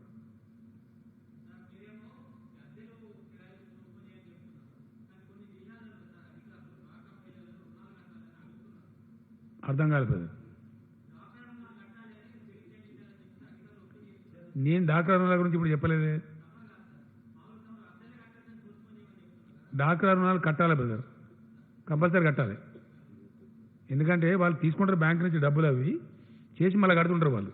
వాళ్ళకి డబ్బులకు బాధ ఉండదు, వాళ్ళు కడితేనే మంచిది, వాళ్ళ క్యారెక్టర్ పోవద్దు. మన రాష్ట్రంలో మహిళా సంఘాలు సాధించిన గొప్ప విజయం అది.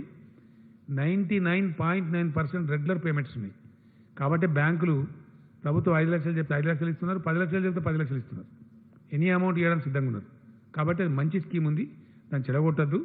వాళ్ళు అవసరం ఉన్న కాడికే తీసుకోవాలి. ఇప్పుడు వాళ్ళు దండిగా వాళ్ళకి డబ్బులు అవసరం ఉన్నాయి. ఎందుకు? ఐకేపీ సెంటర్స్ ధాన్యం కొంటున్నారు, వాళ్ళకి కొంత లాభం వస్తుంది. కాబట్టి డబ్బులు కట్టాల్సింది, కంపల్సరీ కట్టాలి.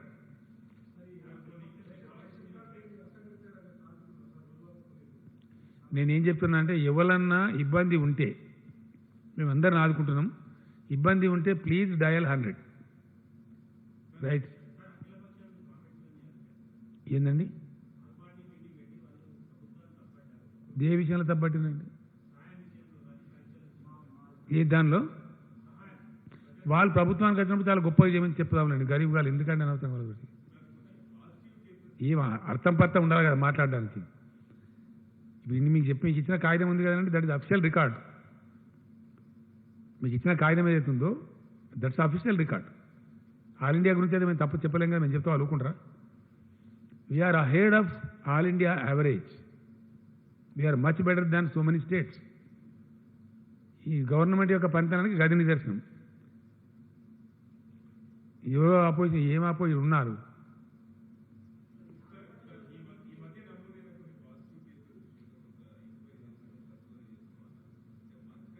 అర్థమైతలేదండి.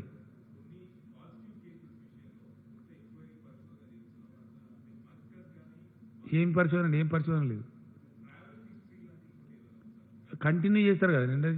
ఒక ట్రావెలిస్ట్ కాదు, మీకు తెలియదు, దాని చాలా ఉంటాయి బాధలు. ప్రతి కేసుకు చేస్తారు అది, ఎవ్రీ కేసు. ఏడ తిన్నాడు, ఎవరింటికి పోయిండు, ఏం తిన్నాడు, ఓడల్లో తిన్నాడా, ఏ గ్లాసులో మంచినీళ్ళు దాన్ని కూడా చూస్తారు. అది ఇంకొంత మనకు అంటుకుంటారు కదా. చాలా స్ట్రిక్ట్ మెజర్స్ ఉంటాయి, అవి చాలా కఠినంగా చేస్తారు. దానిలో అనుమానమే అవసరం లేదు దయచేసి. ఎవరన్నా కానివ్వండి, అనుమానితులు ఉంటే ఖచ్చితంగా చేస్తారు. పాజిటివ్ వచ్చిన కేసులను అయితే వదలరు. కంపల్సరీ వాళ్ళ సరౌండింగ్స్, వాళ్ళ కథ కంటైన్మెంట్లో చాలా స్ట్రిక్ట్గా ఉంటారు. నేను ఎందుకు చెప్తున్నాను దయచేసి మీరు అర్థం చేసుకోవాల్సి ఇక్కడ ఏంటంటే పాయింట్, వ్యాధి ఇక్కడ ఉన్నది ఏం తెలుసున్నానండి. సింపుల్ ఇష్యూ, చాలా సింపుల్. మనం సింప్లిఫై చేద్దాం. మీరు మంచికి వచ్చిన అడిగింది, నేను మంచి జవాబు చెప్తాను. ఇక ప్రజలకు పోతుంది, ప్రజలకు పోవాలి నేను కోరుకుంటున్నాను. బోరు కొట్టినా సరే నేను మళ్ళీ రిపీట్ చేస్తాను. ప్రపంచంలో ఇప్పటికీ దీనికి సరి అయిన మందు లేదు. ఇది గ్యారెంటీ. వ్యాక్సిన్ కానీ అంత ఈజీగా తయారు కాదు, అది టైం టేకింగ్, అంత సులభం కాదు. అయితే మనం అరికట్టగలిగేది ఏంది? కేంద్రం కానీ రాష్ట్రం కానీ ఇంకోలు కానీ ఏంది అంటే వ్యాధి ఉధృతిని ఒకటేసారి వేల లక్షల మందికి సోకకుండా, ఒకటేసారి వేల లక్షల మరణాలు సంభవించకుండా అరికట్టగలుగుతాం. ఆ అరికట్టడానికి మన దగ్గర భారతదేశంలో ఉండే ఒకటే ఒక ఆయుధం లాక్డౌన్. ఒకటే ఆయుధం, మనకి ఇంకా ఆయుధం లేదు. నేను పదే చెప్తా ఉన్నా, దాన్ని ప్రజలు అర్థం చేసుకుంటున్నారు. ఇంకా వేరే మార్గం, వేరే గత్యంతరం లేదు. వైద్య విధానంలో ఇప్పటి వరకు ఉన్న ఉపశమన చర్యలే తప్ప వ్యాధి నిర్మూలన కోసం వాడే మందులు లేవు. అంటే వ్యాధి మనకు అంటుకోకుండా మనం కాపాడుకోవాలి అంతే. ఇక నేను స్వీయ నియంత్రణ, స్వీయ అంటే వ్యక్తిగత నియంత్రణ. ఏ వ్యక్తికి ఆ వ్యక్తి నేను కరోనా గురి కావద్దు అని మనసులో అనుకుంటే అయిపోయి. ఈచ్ పర్సన్, ఏ కుటుంబానికి ఆ కుటుంబం, ఏ ఊరికి ఆ ఊరు, ఏ బస్తికి ఆ బస్తి. ఇంతకు మించిన మందు, ఇంతకు మించిన ఆయుధం మన దగ్గర లేదు. 100% సమాజం కనుక ప్రతిజ్ఞ తీసుకుంటే 100% అరికట్టవచ్చు. ఫర్ ఎగ్జాంపుల్ కొన్ని దేశాలు ఉన్నవి, వాళ్ళు స్ట్రిక్ట్గా ఉన్నారు, అక్కడ వ్యాధి ఉధృతిని అరికట్టారు, they are successful. For example ఎవరైతే నిర్లక్ష్యం చేసినారో వాళ్ళు ఇలా పే చేస్తున్నారు. యూరోపియన్ కంట్రీస్ 2-3 కంట్రీస్ మనం వింటున్నాం, మీరు చూస్తున్నారు. నేను ఇందాక చెప్పిన మన దగ్గర 2.44 ఉంది డెత్ రేట్ మన తెలంగాణలో అని చెప్పి. కొన్ని దేశాలు 14% ఉంది, 10%లో ఉన్నాయి, 13%లో ఉన్నాయి. వాళ్ళ కారణం ఏంటంటే నెగ్లెక్ట్ చేసిన వాళ్ళు, మేల్కోలే, ఏమవుతుందిలే అని అనుకున్నారు. ఒక్కడేసారి విజృంభించింది. మొన్న ఒక ఫ్రెండ్ చెప్తున్నాడు నాకు, అమెరికాలో ఒక ఇంట్లో అన్నోన్ డెడ్ బాడీస్ ఒక 27 ఉన్నాయి ఒకటే ఇంట్లో. అది ఎంత విషాదం! అది మనుషుల శవాలనా? మున్సిపాలిటీ కుక్కల కన్నా అధ్వానం అయిపోయాయి. ఎవడో గుర్తుపట్టలేని స్థితిలో అంత అధ్వానంగా అటువంటి దైన్యమైన చావులు రాకూడదు మనుషులకు. అటువంటి స్థితి రావద్దంటే మన చేతిలో ఉన్న ఏకైక ఆయుధం లాక్డౌన్, వ్యక్తిగత నియంత్రణ, కుటుంబ నియంత్రణ, మనకు మనమే. ఇప్పుడు ఫర్ ఎగ్జాంపుల్ చెప్తున్నాం కదా, దయచేసి అనుకోవద్దు. కొంతమంది దుర్మార్గం చేస్తున్నారు అక్కడక్కడ, కొంతమంది పిచ్చిపాళ్ళు బాధితారహితంగా చేస్తారు. కూరగాయలకు నాకు చాలామంది చెప్పినారు, ఓల్డ్ సిటీ ఎమ్మెల్యే చెప్పినారు నాకు, మజ్లీస్ పార్టీలు, సార్ మీరు పొద్దు నుంచి సాయంత్రం దాకా కుల్లా పెట్టిండ్రు, 4 గంటలు చాలదా సార్, మిగతా టైం అంతా కర్ఫ్యూ పెట్టమన్నారు. కాదు నాయన, మా కర్ఫ్యూ పెట్టడం మాకేం కాయిష్ కాదు. ఉద్దేశం ఏంది? ఎక్కువ పీరియడ్ ఉంటే స్టాగర్ అవుతారు, సడన్గా ఒకటేసారి గుంపులు చేరరు. ఆ వెసులుబాటు ప్రజలకు ఉండాలి, ఒకటేసారి పోయి అక్కడ పడద్దు షాపుల మీద అని మనం ఉదయం నుంచి సాయంత్రం దాకా పెట్టుకున్నాం. 7 o'clock నుంచి కర్ఫ్యూ పెట్టుకున్నాం. అది ప్రభుత్వం సదుద్దేశంతో ఇచ్చినప్పుడు దాన్ని అట్లే వినియోగం చేయాలి. కొంతమంది ఉదయం పూట పోవచ్చు, కొంతమంది మధ్యాహ్నం పోవచ్చు, కొంతమంది ఈవినింగ్ 4 o'clock పోవచ్చు. అది బుద్ధిమంతులతనం ప్రజలే ప్రదర్శించాలి. గృహాల పెద్దలు, కాలనీల పెద్దలు ప్రదర్శించాలి. కంటైన్మెంట్ ఏరియా ఉంది, 100% కూరగాయలు వాళ్ళ ఇళ్ళకి పంపిస్తూ ఉన్నాం. వాళ్ళు ఎక్కడికి పోయే అవసరం లేదు, ప్రతి ఒక్క విషయం పంపిస్తూ ఉన్నాం. పాల కాడ నుంచి కూరగాయలు, నిత్యావసర సరుకులు, దే నీడ్ నాట్ కమ్అవుట్. ఈ కంటైన్మెంట్ అని చెప్తే అదేం భయపడాల్సిన అవసరం లేదు. ఎంటైర్ కంటైన్మెంట్ చేసిన ఏరియాస్లో 80,000 మంది ప్రజలే ఉన్నారు జనాభా చూస్తే, మొత్తం రాష్ట్రం లేదు. కాబట్టి అంతవరకు కాపాడితే ఏంటంటే నిజంగా serious containment. The very meaning of containment అంటే నిలువరించడం, ఆపటం, దాన్ని అక్కడనే బ్రేక్ కొట్టడం. కాబట్టి అది పాటించాలి. ఇక ప్రభుత్వం ఇంత పదే చెప్తున్న తర్వాత పాటించాలి. నా రిక్వెస్ట్ ఏంటంటే మొన్న నేను చేయించిన సర్వేలో మాత్రం 100% ప్రజలు పొడిగించండి అని చెప్పినారు, ఈ సడలింపులు ఇవ్వద్దని చెప్పినారు. మా నిర్ణయం ప్రజా నిర్ణయం, ఇది మా సొంత నిర్ణయం కాదు ప్రభుత్వంది. 19 నాడు క్యాబినెట్ ఉంటుంది, నిర్ణయం చేయాల్సిన అక్కడ ఉంటుందని చెప్పిన తర్వాత నేను సర్వే చేయించిన. మా ఎమ్మెల్యేలు చేసినారు, మా మినిస్టర్లు చేసినారు, ఆఫీసర్లు చేసినారు, చాలా కన్సల్టేషన్ చేసినాం. మెజారిటీ అభిప్రాయం, చాలామంది జర్నలిస్ట్ మిత్రులు చాలామంది చెప్పినారు, ఖచ్చితంగా కంటిన్యూ చేయండి సార్, మరి రిస్క్ వద్దని కూడా చెప్పినారు. మాకేమి ప్రజలు ఇబ్బంది పెట్టడం ఇష్టం ఉంటుందా? ఆదాయం వస్తలేదు ప్రభుత్వానికి, మొత్తం 130 కోట్లు 140 కోట్లు వచ్చింది ఈ నెలలో. ఒక నెల మీద మనకు అన్ని రకాలు కలిపి 15,000 crores రావాలి, 15,000 కోట్లు. మనం కొన్ని పేపర్లు తప్పు రాసినాయి, ఏప్రిల్ మాసానికి 4,000 కోట్లు, ఏప్రిల్ మాసానికి కాదు. మనకు మామూలుగా వచ్చేదే మన సొంతమే 12,000 కోట్లు. ఇక మన ఎఫ్ఆర్బిఎం, సెంట్రల్ స్పాన్సర్డ్ స్కీమ్స్ అవన్నీ కలిపితే తెలంగాణ మనకు రావాల్సిన ఆదాయం, ప్రభుత్వం దగ్గరికి వచ్చి ఖర్చు కావాల్సిన ఆదాయం డబ్బులు 15,000 కోట్ల పైచిలకు పర్ మంత్. అందులో మన సొంత రాబడి అయితే ఓన్లీ 130-140 కోట్లు దాటలేదు. లేదు కదా, యాక్టివిటీ క్లోజ్ అయింది కాబట్టి లేదు. వాహనాలు తిరిగితే కొంత మనకు పెట్రోల్ డీజిల్ మీద కొంత వస్తుంది, బంద్ అయిపోయి మనమే బంద్ చేస్తుంది. ఇది అనేక రకాలు ఉంది. దీని అన్నిటి తట్టుకొని ప్రభుత్వం ముందుకోవాలి, కేంద్రం ముందుకు రావాలి. ఈ రెండు ప్రభుత్వాలతో పాటు ప్రజలు కూడా కలిస్తే 100% సక్సెస్ అవుతాం. Thank you.